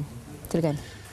Sebenarnya perbuatan jenayah seksual kanak-kanak adalah satu perbuatan terkutuk yang amat dahsyat. Dia akan merosakkan kehidupan kanak-kanak itu dari kecil dan mungkin keseluruhan hidupnya akan rosak. Oleh maksud itu, kita kena perlu memahami untuk memastikan bahawa melaporkan sekiranya berlaku jenayah seksual ini, laporkanlah segera kepada agensi penguasaan supaya tindakan dapat diambil. Itu dia. Jadi jangan takut untuk melaporkan sebarang jenayah seksual yang telah pun dilakukan kepada anak-anak anda. Perlu, ibu bapa perlu untuk mengambil tahu, untuk mengenal pasti sekiranya ada perubahan pada anak-anak anda, dan guru juga perlu untuk mainkan peranan yang cukup penting sekiranya lihat perubahan sikap kepada anak murid tersebut untuk mengambil tindakan. Baik, terima kasih saya ucapkan kepada Tuan Zamri Misman, merupakan Ketua Pengarah Bahagian Hal Ehwal Undang-Undang Jabatan Perdana Menteri. Terima kasih banyak Tuan di atas perkongsian tersebut. Kita doakan moga semuanya berjalan dengan lancar pada keesokan hari, insya-Allah.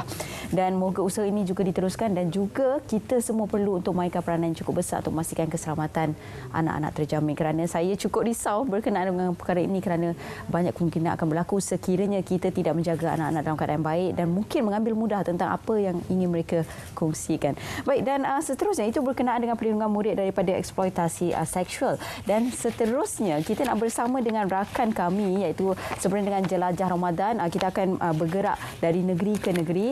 Yang paling utama adalah kita bergerak daripada Terengganu. Seterusnya lokasinya adalah di Kelantan, dan kini mereka berada di sekitar Kedah bersama dengan rakan pelapor saya, iaitu Azmal Isrul Ismail, yang telah pun bersedia untuk berkongsi apa perkembangan di sana. Silakan. Assalamualaikum. Salam. Menyaut pun saya. Okey. Jadi Azmal, bagaimana keadaan di sana? Baik, hari ini kami berada di negeri Kedah lah. Okey. Jadi saya akan ceritakan sedikit sebanyak tentang perjalanan kami kita dah sampai ke Kedah ya. Okey. Bertolak daripada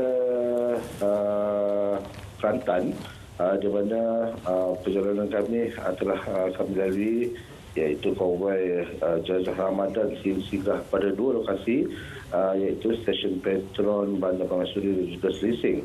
Iaitu 2 stesen tersebut telah kami adakan aktiviti main and greet DJ tim Jelajah Ramadan bersama dengan pelanggan. Dan seterusnya kami apabila dah bertolak, kami telah pun berada bersama skuad Jelajah Ramadan di Petron Kandis Bacok Kelantan, dan turut bersama dalam konvoi Jelajah Ramadan adalah Encik Hairul Rashid Nawi, pengurus kawasan Petron bahagian tengah dan pantai timur, Encik Zamri Abu, iaitu pengasas NISQ, Encik Kamal Roslim, pengarah bahagian pemasaran promosi dan RTM, dan Encik Syahizam Sain, iaitu pengarah penyiaran RTM Kelantan. Dan selain daripada itu, terdapat juga majlis berpuasa yang kami adakan di Kandis iaitu More selepas tarawih. Dan menu istimewa bagi tradisi orang Kelantan itu colek. Dan selain itu juga kami adakan berbagai program, iaitu salah satu program bagi Kelantan FM adalah dengar orang mengajar. Itu dia. Dan kita dapat juga bersama dengan tenaga penceramah iaitu Ustaz Haji Mokhtar bin Yaakob yang telah membicarakan bertajuk bersedekah di bulan Ramadan. Dan turut serta untuk majlis Jomore iaitu pelajar-pelajar tahfiz dari Pusat Pengajian Pondok Yayasan Islam Kelantan iaitu di Kandis Bacok. Dan perjalanan kami diteruskan pada hari esoknya bergerak daripada Hotel Perdana Kelantan ke negeri Kedah. 2 lokasi ataupun pit stop daripada stesen Petron telah kami berhenti, iaitu stesen pertama Petron Batu Lintang. Telah kami berjumpa dengan pengusaha menggrid bersama dengan pelanggan-pelanggan Petron dan juga bersama mesra dengan kaki tangan Petron. Dan seterusnya bersama Petron yang kedua adalah Petron Aman Jaya Sungai Petani. Dan hari ini kami telah pun sampai di Hotel Grand Aura Al-Lostar Kedah, dan insyaAllah pada program yang telah dirancang untuk hari ini kita akan mula bergerak ke RTM Kedah dan akan berkumpul di RTM Kedah untuk pelepasan konvoi Jelajah Ramadan RTM bersama dengan Petron. Dan insyaAllah juga di Petron Sungai Laya, Sungai Petani, kita akan adakan program berbuka puasa dan terus konvoi akan bergerak ke Perlis untuk program yang seterusnya pada hari ini. Begitulah sedikit sebanyak Sophie untuk program Jelajah Ramadan RTM 2024. Semoga kita terus menjayakan program dan juga terus membantu kepada insan-insan yang memerlukan. Tahniah ucapkan. Terima kasih kembali bersama Raja Sophie di RTM. Okey, baik. Itu dia antara perkongsian daripada Jelajah Ramadan daripada Kelantan ke negeri Kedah pula. Itu dia antara pengisian yang dilakukan untuk memastikan bantuan tersebut disampaikan dan sebagainya. Dan kita dapat juga lihat bagaimana situasi di sana cukup meriah di Kelantan tadi. Dan juga hari ini mereka akan teruskan Jelajah Ramadan untuk di negeri Kedah dan juga seterusnya akan ke beberapa lagi negeri, dan negeri yang terakhir adalah merupakan negeri Johor. Dan itu dia, terima kasih saya ucapkan kepada Azmal Isrul Ismail. Moga dimudahkan segala urusan anda dan juga tim Jelajah Ramadan di sana, dan moga dipermudahkan segala urusan insya-Allah. Baik, seterusnya kita akan bersama dengan Munawar untuk berkongsi berkenaan dengan POS Malaysia. Silakan Munawar. Okey, Sophie dan juga penonton, untuk ruang ketika ini kita nak berbicara berkenaan topik yang saya rasa menjadi isu semasa yang menjadi perhatian kita semua, iaitu berkenaan dengan panggilan telefon ataupun SMS yang dikatakan sebagai scammer ataupun penipuan yang menyalahgunakan nama Pos Malaysia. Kita dah nampak dah tetamu yang berada bersama kita pada pagi ini, iaitu Tuan Zaini Yahman, iaitu merupakan pengarah operasi Pos Malaysia Berhad. Assalamualaikum Tuan, salam Ramadan. Waalaikumsalam. Apa khabar Munawar? Alhamdulillah. Cukup semangat kita pagi ini Tuan. Lagi-lagi kita nak berbicara berkenaan topik penting supaya kita dapat elakkan masyarakat daripada terkena penipuan ataupun scam daripada individu-individu yang tidak bertanggungjawab. Okey, kita lihat kebelakangan ini banyak kita lihat di media sosial, panggilan telefon lah, SMS lah yang menggunakan nama Pos Malaysia tapi rupa-rupanya adalah scammer. Jadi mungkin kita boleh perhalusi, kita cerahkan kepada masyarakat apa antara jenis-jenis scammer yang menyalahgunakan Pos Malaysia. Terima kasih Munawar. Terlebih dahulu saya ingin mengucapkan terima kasih pada Selamat Pagi Malaysia kerana menjemput saya datang ke sini. Ya, tujuannya adalah untuk memberi kesedaran kepada penonton-penonton Selamat Pagi Malaysia berkenaan dengan scammer yang menggunakan nama Pos Malaysia untuk memerangkap dan juga membujuk dan juga memperdayakan penonton-penonton lah, masyarakat, supaya kesannya adalah kerana mereka ingin dapatkan wang daripada masyarakat. Secara asasnya berdasarkan kepada banyak perkongsian yang kita terima daripada pelanggan-pelanggan Pos Malaysia sendiri. Kerana apabila scammer ni dia menggunakan nama Pos Malaysia, tentu orang akan tampil dan berkongsikan maklumat. So dalam beberapa maklum balas yang kita terima daripada pelanggan-pelanggan pos, nombor satu, mereka menggunakan sama ada SMS, WhatsApp ataupun email. Dalam butiran notifikasi yang mereka hantar kepada mangsa mereka lah, kita katakan mangsa di sini, mereka menjelaskan bahawa ada barang-barang pos yang tidak dapat dihantar kerana alamat tak lengkap dan sebagainya. Dan mereka menyertakan link tertentu yang mengandungi maklumat atau profil APK dan sebagainya. Dan apabila kita klik link tu, mereka akan mula meminta butiran-butiran peribadi dan termasuk akaun bank. Wow. Jadi apabila dimasukkan akaun bank, maka scammer ni bolehlah buat langkah-langkah seterusnya. Itu adalah taktik yang digunakan oleh scammer apabila mereka menghantar SMS, WhatsApp atau email. Ada juga scammer yang call mangsa dalam dua bentuk. Satu, apabila dia call, dia menggunakan mesin. Dan kedua, call tu ada orang lain yang call. Dan ceritanya sama, mereka maklumkan bahawa ada barang yang tidak dapat dihantar dan meminta orang ramai atau pemangsanya membayar dahulu supaya barang tu barulah boleh dihantar. Dan juga memohon maklumat peribadi, especially yang mereka minta ni adalah akaun bank. Itu adalah taktik yang mereka gunakan. Okey, itu antara taktik-taktik yang diguna pakai oleh para scammer sekarang ini. Okey, jadi Tuan, untuk kita membantu para masyarakat di luar sana kan, untuk mengelakkan kita daripada terus ditipu oleh para scammer ini, bagaimana kita nak tahu sebenarnya panggilan telefon tersebut ataupun SMS tersebut adalah daripada Pos Malaysia ataupun scammer? Macam mana kita nak tahu sahih atau tak sahih? Alright. Mudah saja. Nombor satu, kita jangan panik apabila kita terima call yang mendakwa Pos Malaysia, kemudian minta nombor akaun pelanggan pula ataupun minta butiran-butiran pelanggan. Sebab kita Pos Malaysia, apabila kita menyampaikan perkhidmatan kita, especially bila kita serabang, kita memang sudah mempunyai alamat, sama ada alamat pengirim ataupun alamat penerima. Dan kita tidak meminta apa-apa cas bayaran sekiranya alamat tidak lengkap ataupun sebagainya. Jadi kita pula tidak juga menghantar apa-apa SMS ataupun WhatsApp yang memohon meminta orang ramai untuk membuat bayaran apabila barang-barang mereka tidak dapat dihantar. Jadi sekiranya rakyat Malaysia terima apa juga bentuk SMS ataupun WhatsApp yang seperti ini, jangan layan, jangan layan. Dan ataupun sekiranya dihubungi melalui telefon, minta nombor akaun, butiran peribadi, jangan ragu-ragu, hentikan perbualan dan tamatkan perbualan kerana itu bukan permission.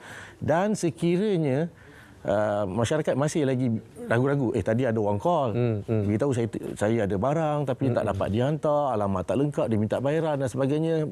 Okey, dah hentikan perbualan. Jangan risau, boleh hubungi Pos Malaysia di talian khidmat pelanggan kita.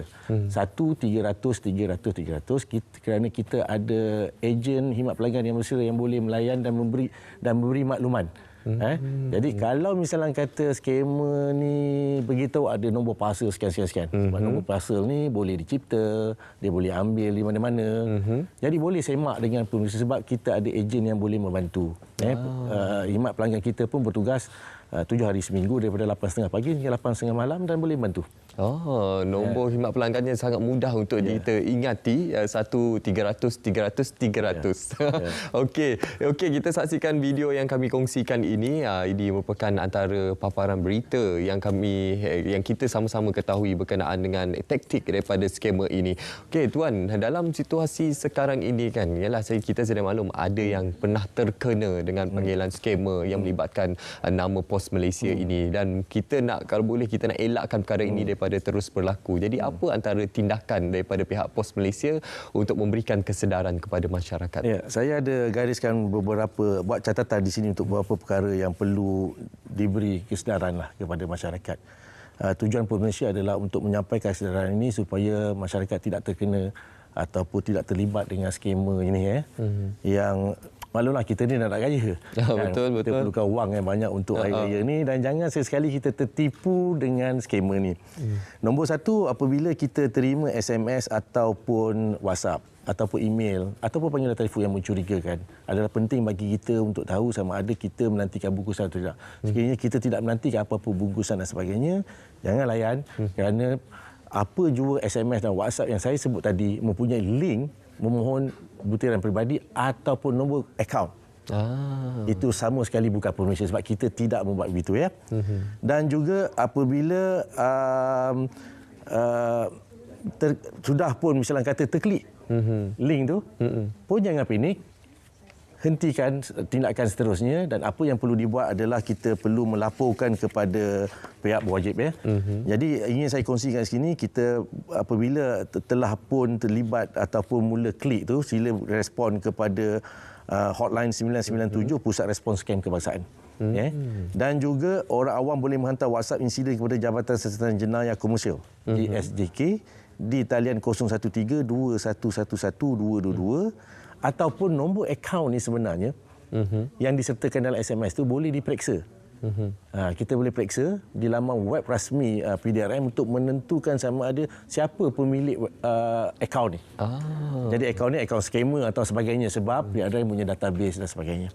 Jadi boleh semak di laman web kelolaan PDRM, semak mula .rmp.government.my. Dan juga ikuti perkembangan terkini di Facebook dan juga Instagram Pos Malaysia, sebab kita sentiasa berkongsikan tips-tips berkaitan dengan aktiviti skamer, parcel ni dan sebagainya. Okey, kita difahamkan baru-baru ini Pos Malaysia ada melaksanakan kerjasama bersama dengan unit Jabatan Siasatan Jenayah dan juga Komersial di negeri Perak, PDRM Perak, untuk menangani kes skamer ini daripada terus berterusan berlaku. Jadi mungkin kita boleh sedikit kongsikan kepada masyarakat apa antara intipati inisiatif yang telah dilaksanakan. Ya. Pihak Pos Malaysia bersama dengan Polis Diraja Malaysia, IPK Perak Perak, negeri Perak. Kita bekerjasama untuk mewujudkan kesedaran kepada masyarakat tentang phone scam ni. Sama ada SMS, WhatsApp ataupun telefon yang menggunakan nama Pos Malaysia untuk merangkap masyarakat. Tujuan kesedaran ni adalah supaya mereka tahu bahawa apakah tindakan yang betul dibuat untuk tidak terlibat dengan skam ni. Jadi kita dengan pihak kerjasama, selain daripada dengan pihak Polis Diraja Malaysia, kita juga menganjurkan beberapa aktiviti. Nombor satu ialah aktiviti kesedaran yang melibatkan kita beri briefing ataupun ceramah kesedaran kepada masyarakat, kepada staf-staf Pos Malaysia juga, kepada frontliners Pos Malaysia. Selain itu kita mengedarkan maklumat, flyers melalui mail iklan daripada rumah ke rumah. Dan selain itu juga kita juga meletakkan maklumat berkaitan dengan skamer ni di pos TV di Pos Malaysia, rangkaian Pos Malaysia. Jadi ini akan kita teruskan dan insya-Allah kita akan lancarkan sebagai satu kesedaran kepada semua masyarakat, bukan saja di negeri Perak tapi matlamatnya adalah di seluruh negara.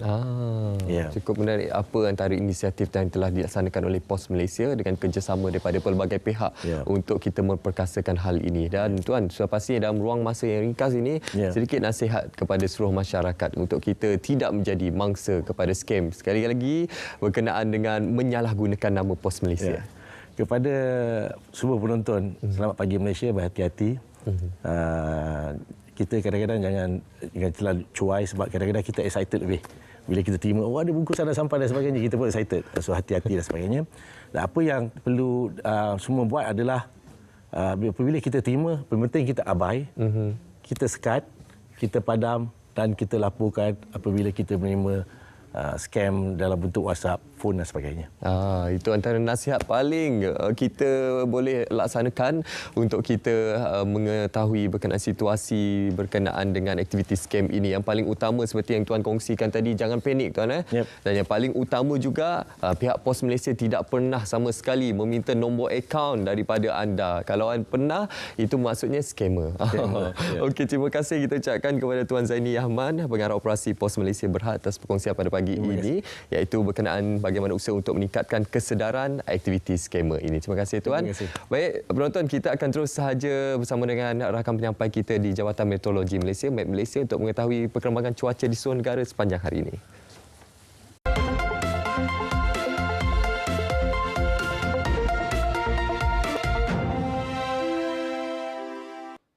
Assalamualaikum dan selamat pagi Malaysia. Bahawa masa kini rantau negara kita mengalami keadaan cuaca kurang hujan, keadaan cuaca cerah di kebanyakan negeri di semenanjung Malaysia dan juga di negeri Sabah.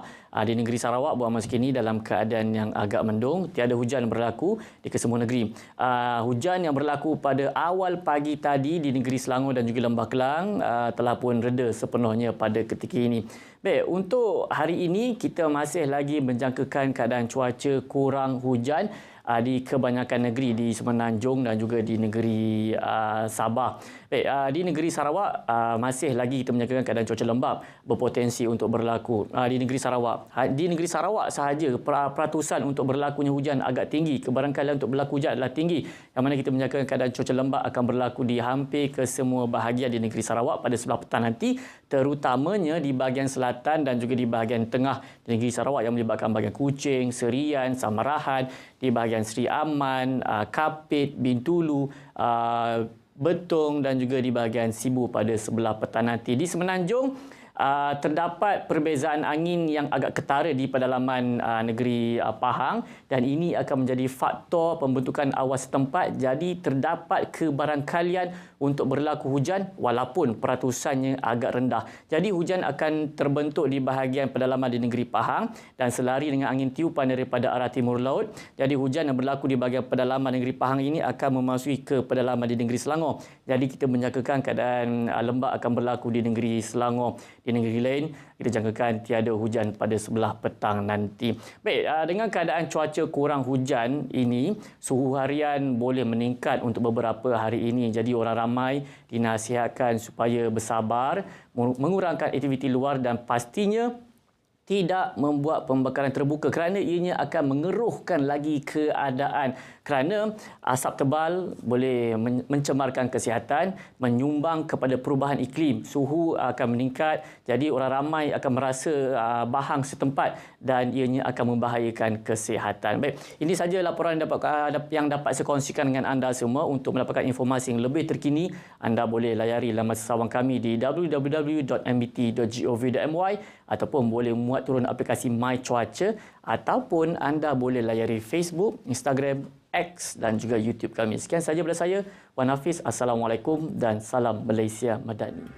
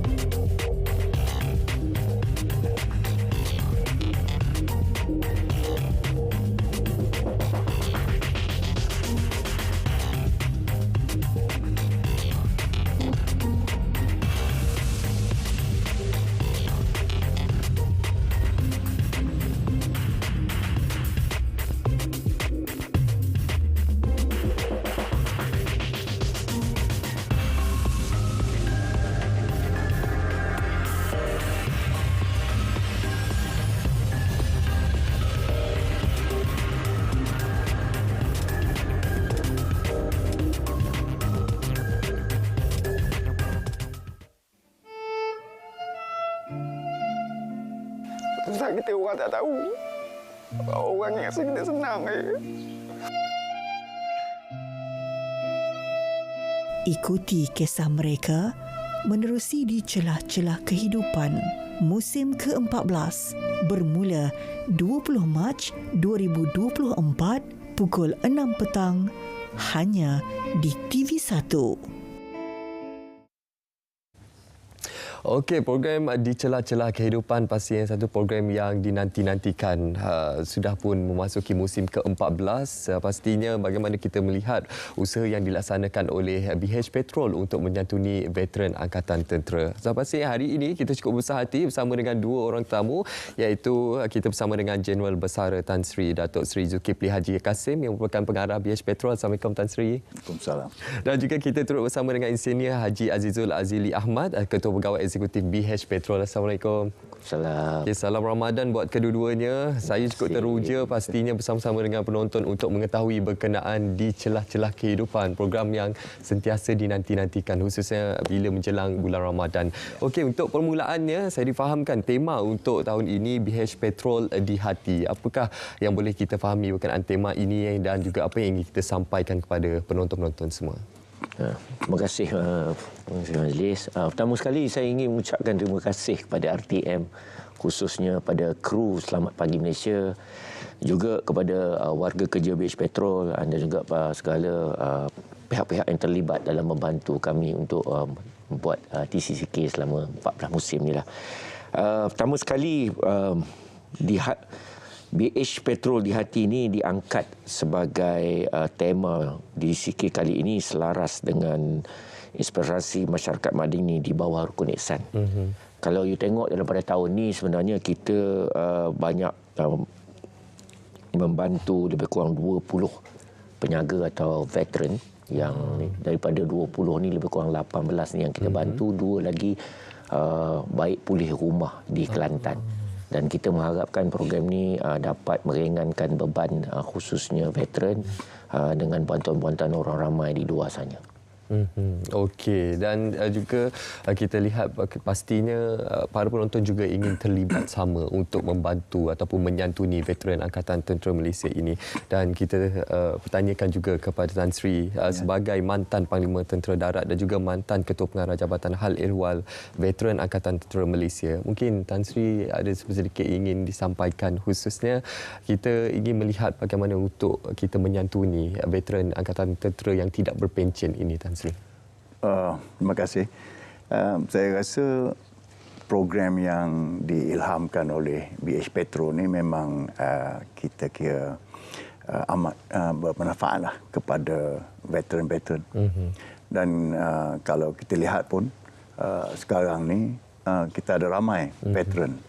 Ada yang kehidupannya selesa, ada yang memerlukan bantuan. Jadi melalui program ini, saya sendiri pun telah mengikuti program ini. Saya melihat memang ada segelintir lagi veteran-veteran yang amat memerlukan bantuan.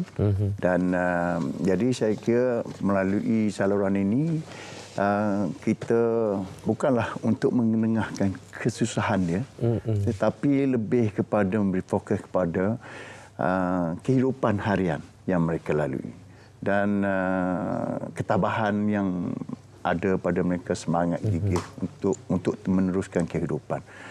Jadi melalui program ini kita dapat ketengahkan apa yang saya katakan tadi, dan kita berharap agar mereka ni dapat bantuanlah daripada masyarakat umum khususnya.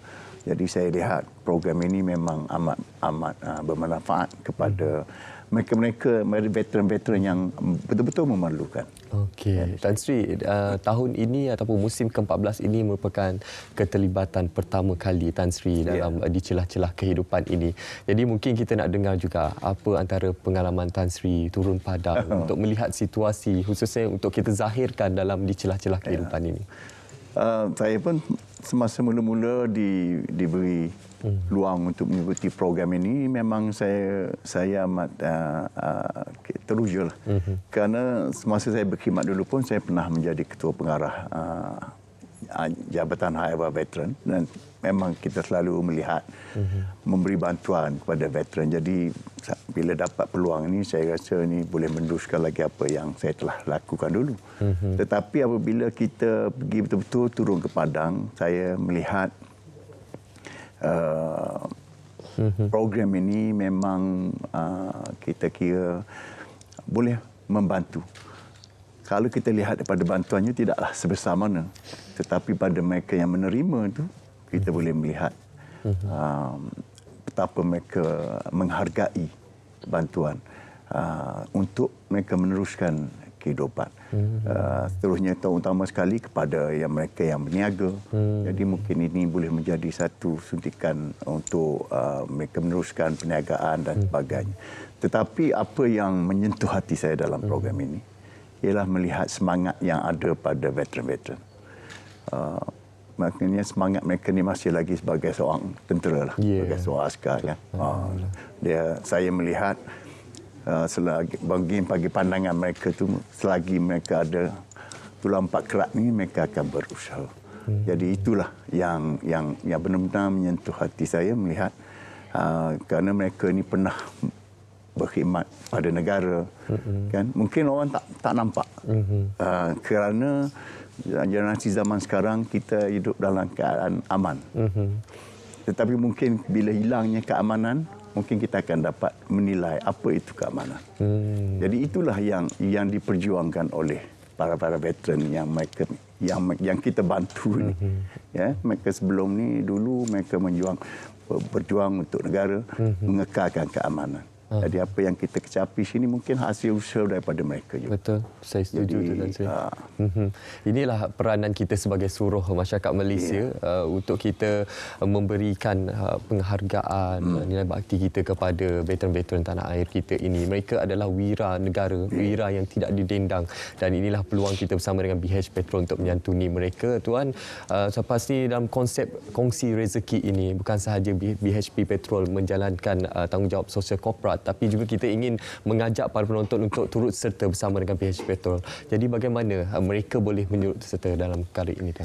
Okey, dalam program ni apa yang selalu saya sebutkan dan juga syarikat sebutkan, Tan Sri sebutkan, bila kita cakap kongsi rezeki ni, maksudnya kita menghulurkan bantuan.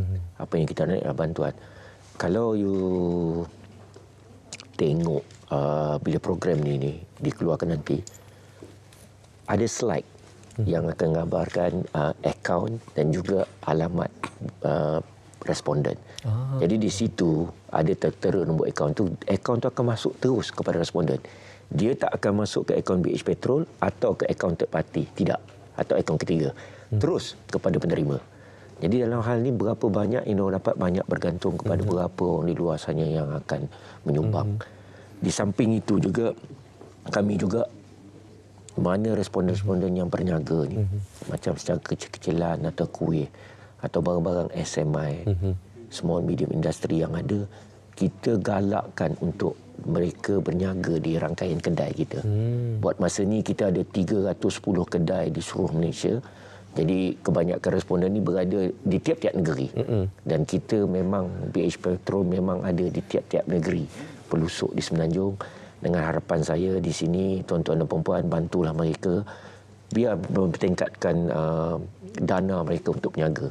Dan kalau dia dapat berniaga macam salah seorang yang saya kenal di Gombak ni, berniaga bahulu, kalau dia dapat lebih dana, mungkin dia boleh menerima rangkaian ni kan lebih besar lagi di stesen-stesen kami. InsyaAllah. Okey. Tuan Haji dah lama berada bersama dengan di celah-celah kehidupan ini selama 14 tahun musimnya, dari awal sehingga kepada hari ini. Jadi apa yang kelainan yang mungkin akan dibawakan di celah-celah kehidupan pada musim kali ini yang pastinya dinanti-nantikan oleh para penonton, Tuan Haji? Pada musim ni kalau kita tengok, kita masih lagi menggunakan format yang sama, 18 yang kita bantu, 20 lagi membantu veteran memperbaiki rumah.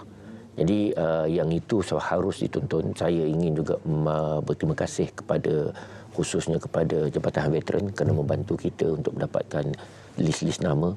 Saya juga ingin berterima kasih kepada UAC dan juga Regimen Jurutera berpangkalan di Pangkalan Cepa yang sangat bantu kita. Jadi dalam usaha ni saya tengok veteran bersama dengan Angkatan Tentera memberi tenaga untuk membina atau membaik pulih rumah.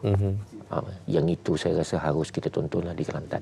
Okey, mungkin sedikit kata-kata daripada Tan Sri kepada para penonton semua, khususnya untuk kita sama-sama menyaksikan program di celah-celah kehidupan ini. Mengapa ia cukup bermakna untuk para veteran Angkatan Tentera kita? Okey, sebelum tu saya berterima kasihlah kepada BH Petro kerana peluang yang diberikan pada veteran melalui program ini. Dan kepada masyarakat umum, melalui program ini saya kira BH Petro cuba ketengahkan kehidupan veteran, kehidupan sebenar veteran yang betul-betul memerlukan bantuan. Memangnya mereka tidak mengharapkan bantuan yang besar, tetapi saya kira mungkin apa yang kita ketengahkan veteran yang ada ni memang memerlukan sokongan. Mungkin daripada segi moral pun amat besar bagi mereka. Jadi saya mengharaplah kepada penonton umum untuk menilai dan juga menghargai pengorbanan yang telah diberikan oleh para veteran. Baik, Tuan Haji, mungkin kita boleh war-warkan bila waktu siarannya bermula dan pada jam berapa? Waktu siarannya sebenarnya bermula pada 20 hari bulan Mac, TV1 pukul 6 petang. Jadi kalau boleh itu bloklah kalender, tolong tengok. Sampai ini saya nak ambil juga terima kasih saya ucapkan terhingga kepada semua kru. Saya juga nak mewawarkan sikit kalau boleh lah ya. Kalau you tengok di kaca TV ini memang ada dipaparkan BH Petro sedang mengadakan peraduan. Jadi bermulai 1 Mac hingga 30 April. Jadi jangan lepaskan peluang untuk menjadi salah seorang pemenang bertuah. Itu sahaja yang saya. Baik, terima kasih kita ucapkan kepada kedua-dua tetamu kita, iaitu Jeneral Tan Sri Datuk Seri Zulkifli bin Kasim yang merupakan ahli Lembaga Pengarah BH Petrol, dan juga Insinyur Azizul Azili bin Ahmad, Ketua Pegawai Eksekutif BH Petrol. Terima kasih atas perkongsian pada pagi ini, dan kepada para penonton semua, jangan lupa untuk sama-sama kita saksikan program di celah-celah kehidupan yang akan bermula pada 20 Mac ini. Baik penonton, kita akan berehat seketika. Kembali selepas ini kita akan bersama dengan Raja Sofia untuk segmen seterusnya. Kita patut jadi negara sihat. Kerana Islam itu menekankan keperluan menjaga kesihatan. Tapi Malaysia nombor 1 dari segi penyakit kerana menelan, menghirup gula berlebihan. Kita perlu lihat bukan hanya gula putih kita ambil ni, tapi kita perlu lihat gula-gula yang tersembunyi.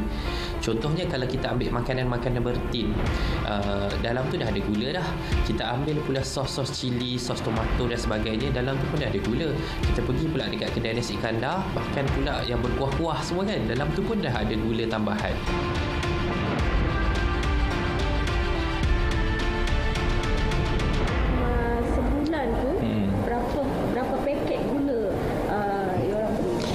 Sebulan, saya ingat kalau 2 bulan 1 paket. Gula untuk pagi lah selepas masa buat air. Petang kita kena masak air. Pengambilan gula kita kawal dengan mengurangkan dalam kandungan minuman. Ajar untuk minum minuman yang manis, maka dia akan menjadi kebiasaan kehidupan je lah. Tapi kalau daripada awal kita untuk minum minuman yang tak manis, okeylah, tak ada masalah.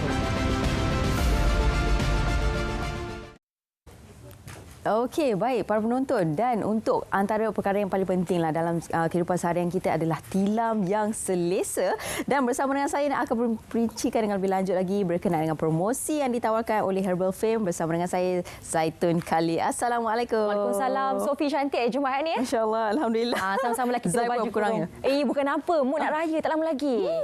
Sebab itulah hari ini kepada mereka semua yang menonton ni, anda orang bertuah sebab kita bagi promosi yang lain daripada lain. Kalau sebelum ni kan kita bagi percuma apa? Air fryer. Kita bagi percuma bantal. Tapi orang kata, Zai, dah nak raya ni tak ada ke percuma barang-barang lain? Semestinya ada. Hari ini kita nak berikan kepada 15 orang yang terawal. Kepada anda semua yang buat tempahan hari ini. Okey, bukan sahaja dengan harga yang kita bagi direct daripada kilang. Kita nak berikan kepada anda satu hadiah percuma, iaitu satu unit multi cooker. Okey, izinkan Zai minta maaf kamera Tak apa, stay je kat situ. Zai nak ambil. Ini dia. Dia bergerak-gerak ikut Zai. Zai Boleh nak berat tak? kepada anda. Boleh. Ini memang sangat-sangat istimewa kepada anda semua sebab kita berikan yang memang ada jenama, ada kualiti, ada rupa, adalah dia barang-barang dia. Sebab ini namanya multi cooker. Jadi kita boleh masak dengan pelbagai masalah. Maksudnya kalau kita nak setakat menumis-numis, kalau katalah anda tiba-tiba nak steam ke ataupun kukus pun tak ada masalah, 2 dalam 1. Dan dalam ni kita berikan kepada anda sebelum kita pergi tilam lah. Bagi tahu hadiah percuma sebab istimewa kepada anda yang dah nak raya dan puasa ni. Zai pasti ramai yang memang sukalah nak start buat kuih tu lah, kuih ni lah, nak cuba macam-macam resepi kan. Ini dia kita berikan kepada anda multi cooker, di mana kalau nampak kat bahagian dalam ni pun kita memang berikan material dan juga kualiti yang anti lekat. Tak kisahlah anda nak masak apa, kuih lapis, nak masak pulut kuning, kakak, yang ini kita berikan percuma kepada anda yang buat pembelian hari ini untuk 15 orang yang terawal. Jadi siapa cepat dia dapat. Okey, so jomlah Sophie. Sophie duduk dulu. Okey, duduk dulu. Saya bagi Sophie rehat dekat atas tilam kita yang empuk ni. Okey, apa yang kita berikan kepada anda? Kami merupakan pengasas utama yang pertama bukan sahaja di Malaysia tetapi di dunia, tilam herba. Pernah dengar ke sebelum kat mana-mana? Tak pernah. Tak pernah. Sebab hanya di Selamat Pagi Malaysia kita berikan dengan harga yang sangat-sangat istimewa, kualiti yang terbaik. Okey, kepada anda semua saya nak minta untuk tak apa, tengok dulu. Okey, sekarang ni anda ambil nombor telefon kami, boleh screenshot siap-siap 0194144288. Bila kahwin kan ni Sophie? Gitu bila kahwin ni. Nak mention juga ya, nak kepada anda. Memang sebenarnya betul untuk pasangan ni, suami dan isteri mendapatkan tidur yang cukup. Kadang-kadang disebabkan mungkin tilam kita yang membuatkan rasa macam kalau bangun pagi ni tengok muka pun rasa macam nak marah. Kita berikan kepada anda tilam yang sesuai untuk seisi keluarga. Kanak-kanak pun boleh, walaupun namanya tilam herba, kanak-kanak boleh, orang yang baru lepas bersalin, orang yang baru lepas surgery, untuk mereka yang dah berusia, warga emas, dewasa, tak kisahlah apa-apa jenis orang kata peringkat umur sekalipun, masih lagi sesuai. Tengok ni, kenapa saya tunjukkan di kamera seperti ini? Kita berikan tilam 2 layer. Yang ini kan ada separa empuk tau. Tetapi dekat bahagian bawah ni betul-betul padu dan juga padat. Jadi bila kita tidur, badan kita tidak tenggelam. Itu yang paling penting. Walaupun duduklah macam mana sekalipun, Sophie boleh duduk kat depan. Sebab nak tunjukkan kan, kita duduk hujung-hujung sekali macam ni pun tak apa. Tengok ni Sophie, tak ada pun rasa macam Sophie tu tiba-tiba Sophie duduk, Zai tenggelam ke tak ada? Tak ada. Kita berikan kepada anda yang separa empuk, separa padat, dan yang paling penting, ini tilam kita berikan jaminan 10 tahun. Okey, istimewa tau. Sekarang ni untuk hari ni kan kita nak berikan kepada mereka yang mana duduk dekat Jitra, Alostar, dekat Perlis dan juga Kamunting Perak. Anda boleh rasakan keselesaan, keunikan tilam kita ni. Kita berikan 3 hari percuma. Yang ini macam biasalah, dia akan ikut jadual, garis panduan dan juga mengikut terma dan syarat. Anda boleh cuba dulu. Kita berikan. Kita akan berikan, anda rasa dulu. Kalau selesa, anda boleh teruskan buat tempahan seperti biasa. Tapi yang tu saya tak janjikan untuk dapatkan hadiah percuma. Kerana hadiah percuma percuma yang kita berikan untuk 15 orang yang terawal pada hari ini sahaja. Okey, kami juga kepada mereka kan mungkin kata, alah Zai, kalau tilam macam ni kan mungkin harga dia mesti beribu-ribu kan. Okey, tak apa, kepada kakak-kakak maklum dekat rumah sana, tak perlu risau, kami juga menyediakan tilam untuk yang mengikut bajet anda. Penting tu poket ya. Tak bocor, tidur pun selesa. Kita berikan kepada anda boleh bagi tahulah berapa bajet, macam mana tilam yang anda nak. Kita boleh bantu anda untuk customizekan tilam mengikut cita rasa anda. Apa yang kami tawarkan, hari ini ada 2 jenis tilam. Satu Zalena untuk yang mattress ni 2 layer. Satu lagi tilam sabut untuk mereka yang ada bajet lebih. Okey. Kalau nak beli kat luar ni, Zai tak ada masalah lah, tapi anda kena bayar dengan harga biasa. Selesa kan Sophie? Ya Allah, selesa. Ni duk tekan-tekan kan? Sebab atas ni empuk tau. Kan? Betul. Okey, dia sebenarnya anda jangan salah faham tau. Kalau terlalu empuk sangat, bila kita tidur, badan kita akan tenggelam. Lagi-lagi untuk orang yang berbadan comel, okey. Yang ini kita bagi tahulah siap-siap kan. Tapi kepada anda tak perlu risau kerana apa? Tilam yang kita berikan sesuai untuk semua. Especially untuk orang yang badan comel. Zai nak bagi tahu kepada anda siap-siap sebab separa empuk dan separa padat ni sangat-sangat sesuai supaya struktur dan juga tulang belakang anda tu dalam keadaan yang betul. Tengoklah dekat sini selesanya sebab tilam yang kita berikan yang ada daun semambu, ada ginseng, ada bau-bauan seperti lavender, rose dan juga jasmine dan juga ada ladi hitam. Tapi tak perlu risau, tak ada pun bau-bauan seperti itu sebab kita berikan kepada anda aroma-aroma yang biasa kita letakkan dalam minyak wangi. Okey, tetapi kita letakkan dalam tilam untuk coverkan bau-bau herba tadi tu. Jadi anda akan mendapatkan aroma-aroma yang selesa. Okey, daripada tadi bagi tahu tilam je kan, macam mana harga pula Zai? Ya, cara kaedah membuat tempahannya, cara bayarannya bagaimana pula Zai? Senang je kalau anda nak tempah. Okey, sekarang ini anda boleh WhatsApp ataupun miss call 0194144288. Boleh screenshot untuk nombor akaun yang tertera di kaca TV anda. Boleh ambil gambar ataupun anda simpan dulu dan terus buat tempahan sekarang sebab 15 orang sahaja yang kami berikan hadiah percuma iaitu multi cooker set. Okey, untuk hadiah. Kan dah bagi hadiah ni, dah bagi tilam herba, macam mana harganya pula Zai? Sangat-sangat istimewa untuk Zalena Zalena mattress ni 2 layer ni kita berikan kepada anda dengan harga serendah RM1,399 di mana anda bayar untuk dapatkan satu tilam yang bersaiz queen. Kita berikan kepada anda hadiah percuma, jaminan 10 tahun, penghantaran percuma ke seluruh semenanjung Malaysia, ketebalan 8 inci. Dan kalaulah kata kan kepada mereka yang ada bajet lebih, kalau anda perlukan sesuatu untuk dapatkan tidur yang lebih lena, saya nak tunjukkan kepada anda kita ada juga lagi satu lagi tilam, tilam sabut. Ini dia. Beza dia apa? Beza dia apa? Dalam dia, material dia. Yang ini memang kita buat kajian demi kajian. Anda boleh tengok dekat luar memang tak ada lagi. Kami adalah pelopor ataupun pioneer utama di mana kita jumpa sabut ni merupakan material yang terbaik untuk mendapatkan tidur yang selesa. Tengok ni memang betul-betul padu. Tapi dekat bahagian atas anda tak perlu risau, masih lagi ada herba dan kita berikan keempukan yang sama. Ini harganya RM1,799. Tak apa, kakak, kita belanja penghantaran percuma ke seluruh semenanjung Malaysia. Kita hantarkan ke depan rumah. Ingat, tilam yang kami tawarkan kepada anda ni sesuai untuk seisi keluarga. Kanak-kanak boleh, kepada anak-anak yang mungkin nak memberikan hadiah, kan, dah nak balik kampung tak lama lagi ni. Kita buat surprise untuk ibu bapa kita, berikan tilam mimpi tak berakhir dengan fame. Itu dia. Okey, sekali lagi War mungkin boleh wawarkan kepada orang ramai untuk mendapatkan kesempatan ini, dapat multi cooker ni 15 yang terawal sahaja. 15 yang terawal dan saya sebenarnya kan baru dapat berita daripada kita punya tim tadi tu. Okey, 15 terawal tadi tu cuma tinggal 7 yang terakhir, 7 slot sahaja lagi untuk anda rebut peluang ini untuk dapatkan multi cooker. Ni, saya nak tunjukkan sekali lagi kepada anda semua. Multi cooker nak beli kat luar boleh, harga dia dekat RM200. Sebab kita berikan yang orang kata function dia macam-macam lah, boleh mengukus, boleh memasak dan sebagainya.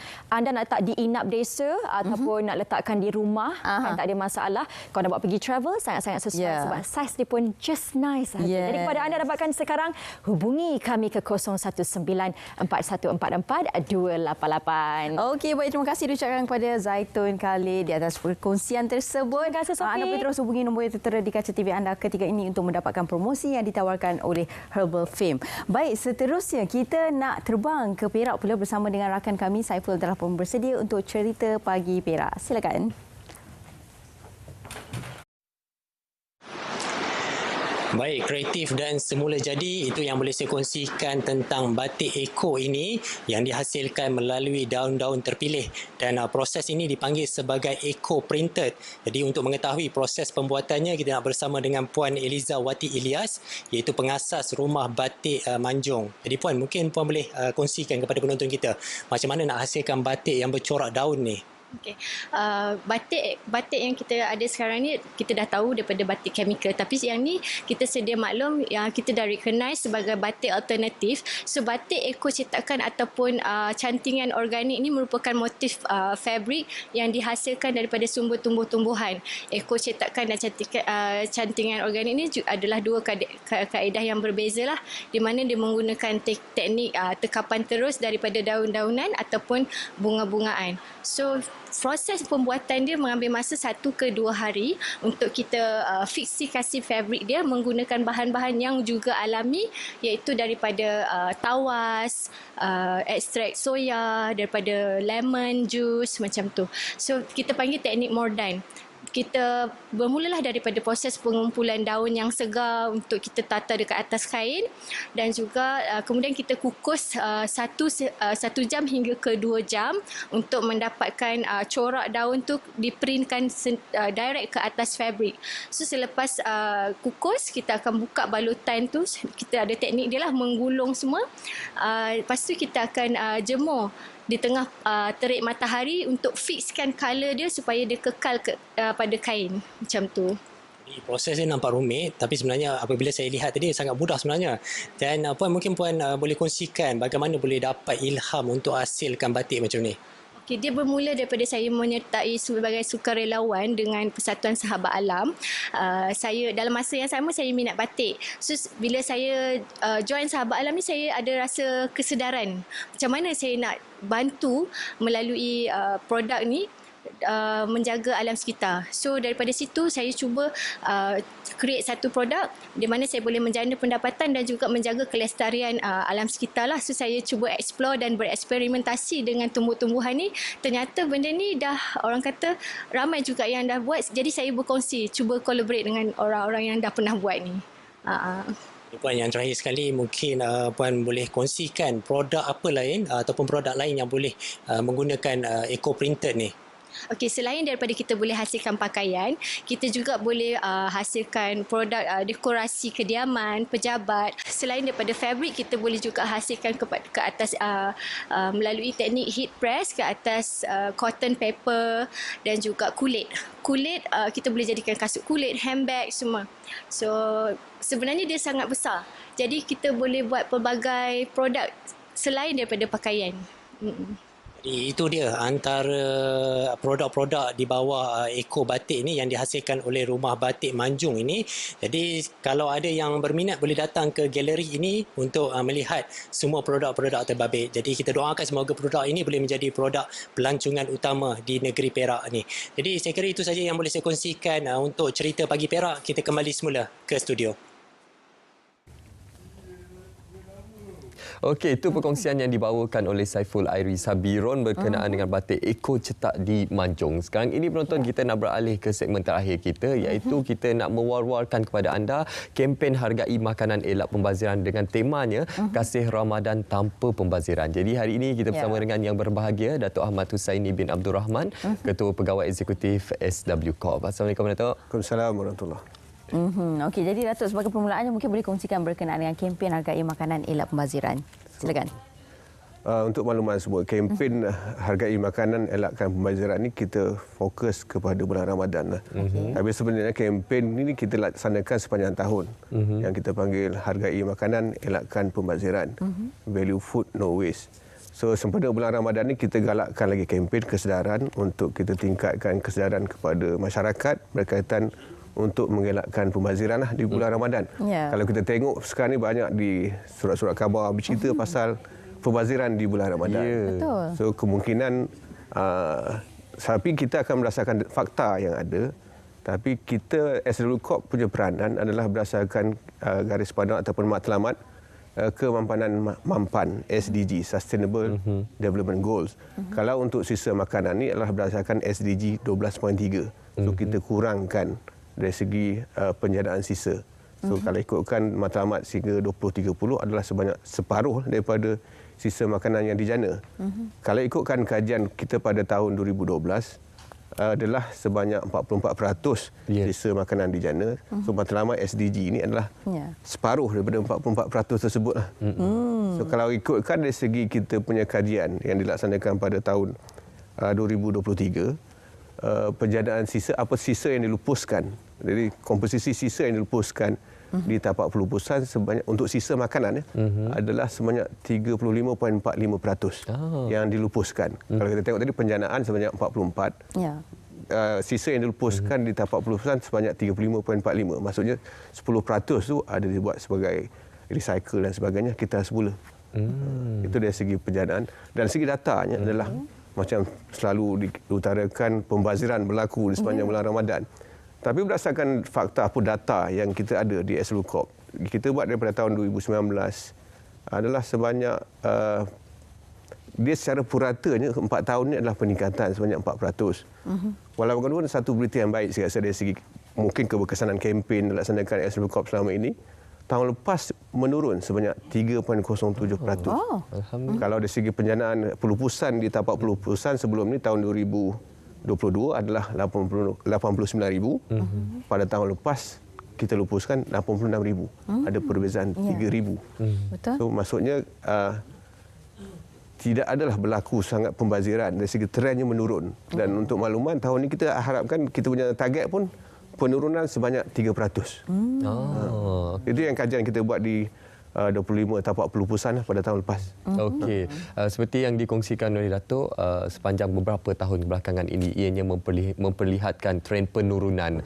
Jadi ianya memperlihatkan juga keberkesanan kempen yang telah dilaksanakan oleh SW Corp. Jadi selepas ini pastinya kita ingin mewar-warkan lagi, kita ingin mencapai sasaran seperti yang telah ditetapkan. Jadi apa lagi antara inisiatif di bawah kempen tersebut untuk kita perkasakan dengan masyarakat?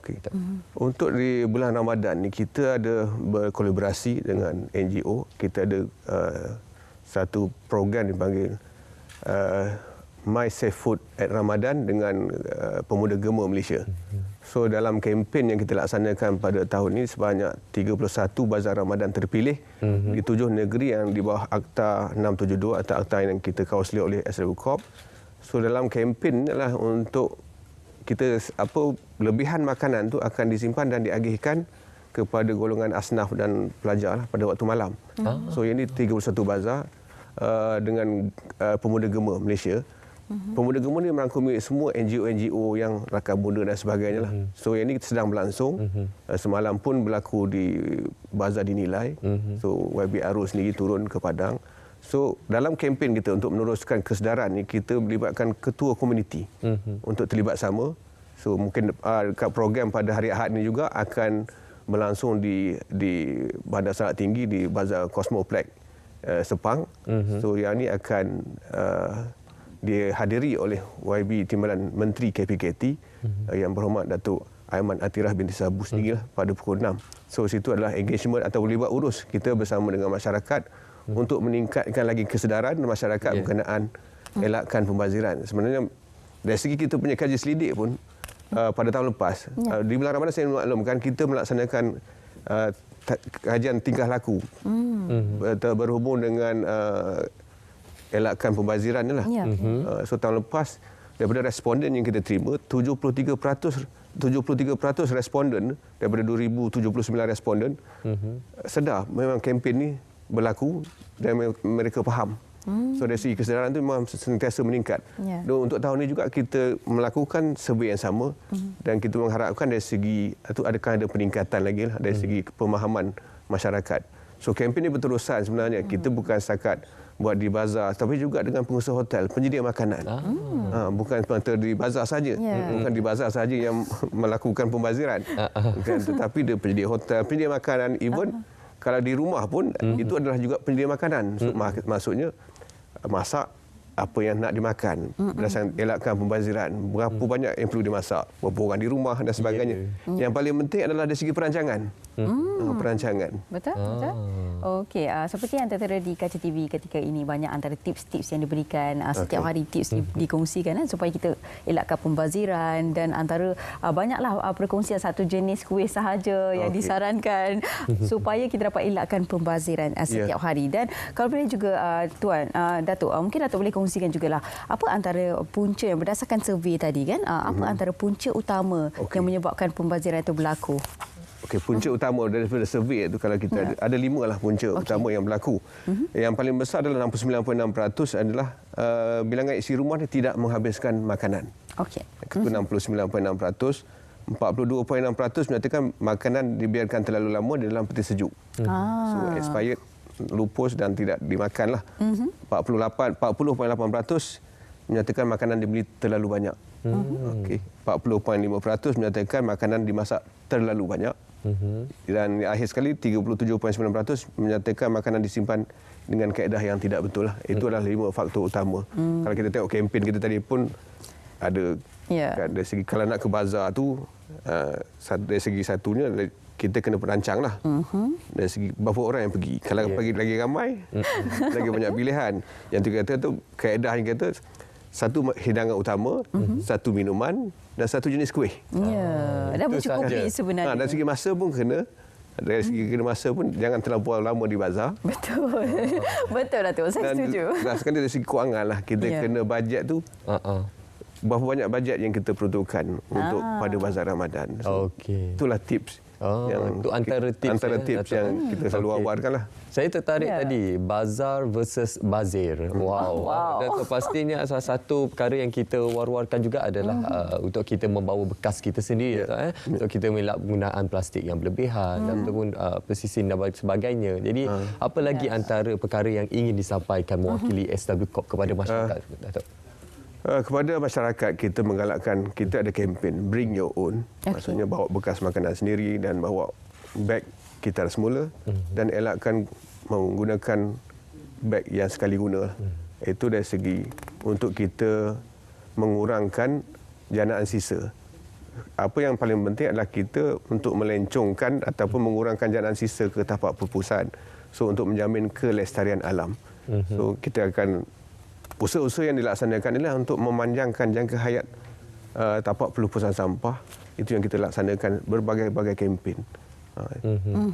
Okey, di kesempatan waktu yang ada ni Datuk, mungkin Datuk nak kongsikan sedikit harapan dan juga wawarkan berkenaan dengan kempen yang sedang dijalankan ketika ini.